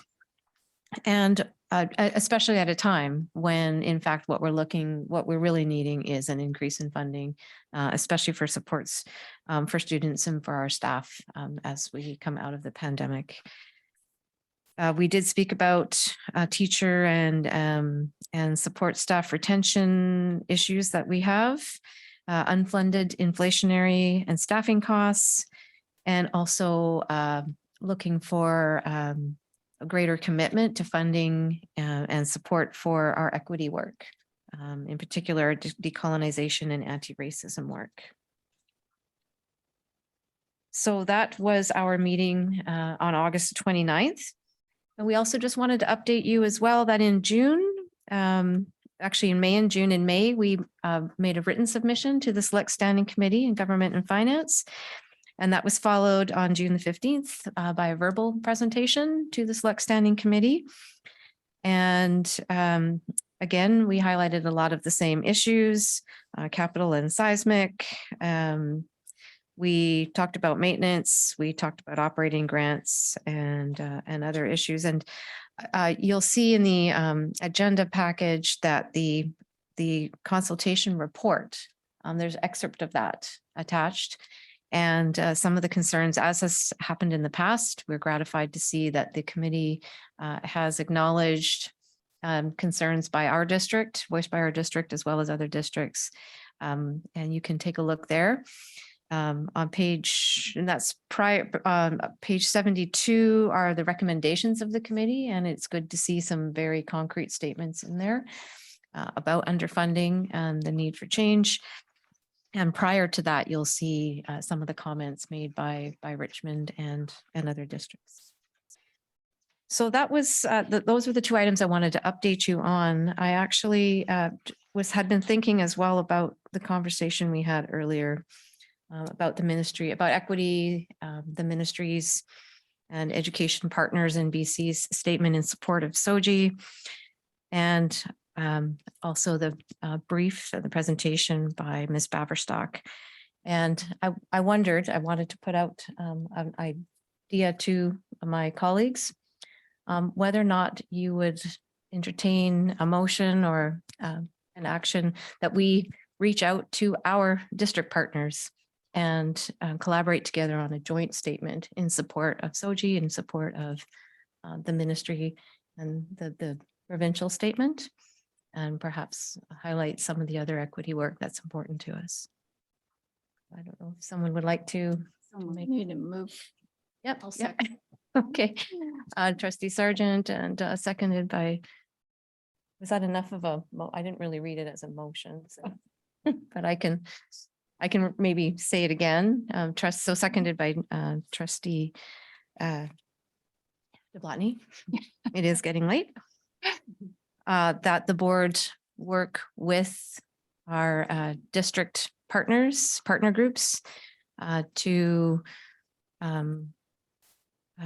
issue a joint statement in support of SOGI and the joint statement released by the ministry and BC K-12 education partners.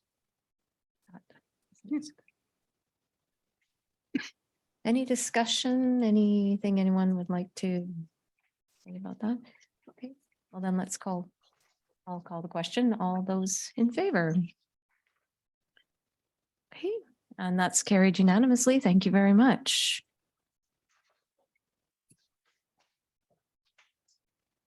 Okay, moving on, we are at our second question time. I'm wondering if there are any questions. No questions online or through the email. No questions from those we have still here in person. Okay. So we'll move to standing committee reports, and we do have a few recommendations. First up is Audit Committee, and our chairperson, I'll turn it over to you, Trustee Goldstein. Thank you, Madam Chair. Yeah, we've had our last meeting of the Audit Committee under this board, the last planned meeting. And there's a recommendation coming out of there for the audited financial statements. But before we get to that business, I would ask our Secretary Treasurer if she has anything she wishes to say. Oh, sure. Thank you, Trustee Goldstein. So the auditor's report, audited financial statements, and the financial discussion analysis paper are on page 75 to 144 of the board meeting package. As you can see on page 76, our auditor KPMG expressed unqualified audit opinion that the financial statements for the year ended June 30th, 2022 have been prepared in all material respects in accordance with the financial reporting requirements of the Budget Transparency and Accountability Act. So I want to take this opportunity to thank our auditors from KPMG for their professionalism and hard work during the year-end audit. And I also want to express our congratulations and appreciation to our entire finance team for a job well done. This is another clean audit opinion, which is not an easy thing to achieve. So this clean audit opinion provides the assurance to the Board of Education, to the Ministry of Education, and the public that the district has strong internal controls and that the financial processes are in very good order. So that is my report, and back to you, Trustee Goldstein. Thank you very much. So we have the recommendation. I'd like to read the motion. And so be it resolved that the Board of Education Richmond approves the audited financial statements for the fiscal year ended June 30th, 2022 as presented. And further that the chair of the board, the superintendent of schools, and the secretary treasurer are authorized to sign the audited financial statements. So that's. Are you moving I that? just moved that. Okay, thank you, Trustee Goldstein. Trustee Tablatny, are you seconding? Okay, I think there might be some discussion or question. Trustee Lee? Thank you, Madam Chair. I just wanted to confirm, I'm quite sure we are now on page 74, am I correct? Yes. Yes, that's. I got it. Any other discussion? Trustee Sargent?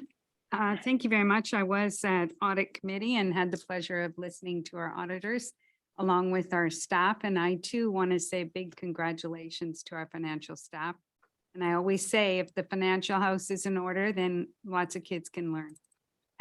So I really want to show appreciation for that. And also to highlight the notes that are in the back. And I called it the Coles notes, but I think there's a better word for that, Miss Secretary Treasurer.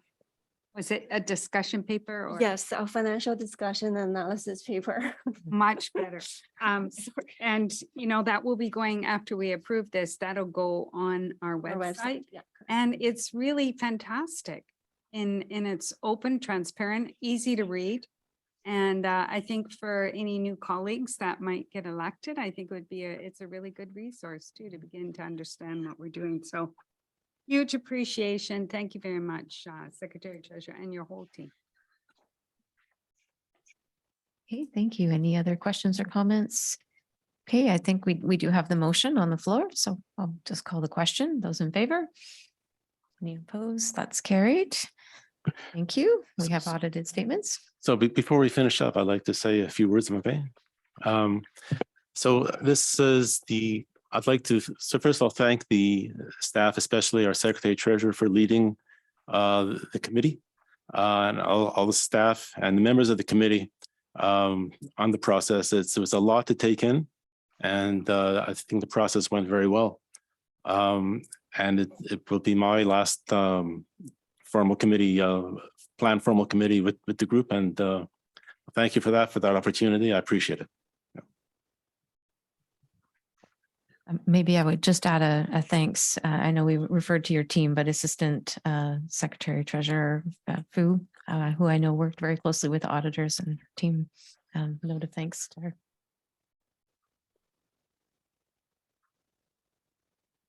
Okay, we're going to move to Education Committee. Trustee Larson. The minutes of the meeting held on June the 22nd are attached for information, and our next meeting will be held on Wednesday, January the 18th, 2023 at 6 p.m. Thank you. Facilities and Building Committee, Trustee Hamaguchi. I think you're still down at the end there.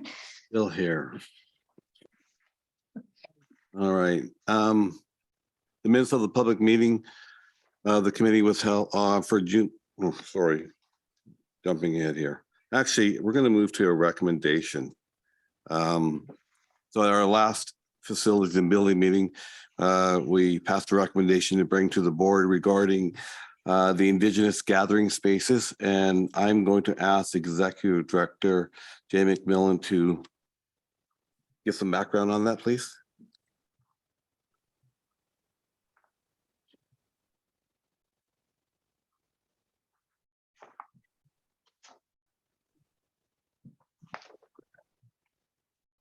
Everyone, this begins on page 149 of the report or of the public board package. This was brought forward in just a bit of background. Currently in our district, we have two Indigenous gathering spaces utilized by staff and students in our district in the support of Indigenous learners. One is a recently refurbished portable at Canby Secondary, and the second one that opened in this past fall is at Grower. And the proposal, the recommendation from the Facilities and Building Committee is to increase the number of Indigenous gathering spaces from 2 to 4, looking at different geographical areas across Richmond. It's been identified through some of the early reports from the equity scan, just how much this increases the feeling of belonging and the importance of a truly dedicated space, not a classroom that's where furniture is pushed aside at the last minute, but truly honoring space for Indigenous learners. And also in utilizing these dedicated spaces that we currently have, they have emerged also as a great opportunity for learning spaces and teaching spaces for offering professional learning for staff in supporting Indigenous learning as well.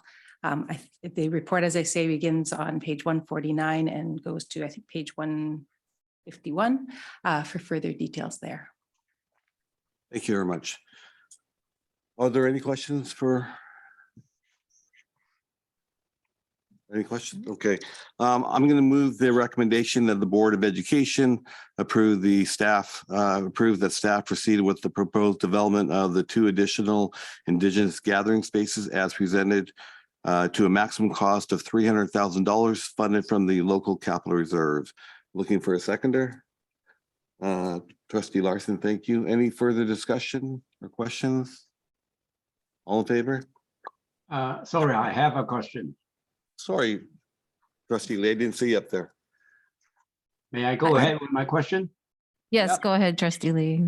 Thank you. I was just going to ask, we say we're adding 2 additional. So currently, do we only have 1, I'm guessing? There's currently 2 in use, and this would expand to 4. That's, so did you hear? Richmond currently has how many? 2 spaces. Thank you.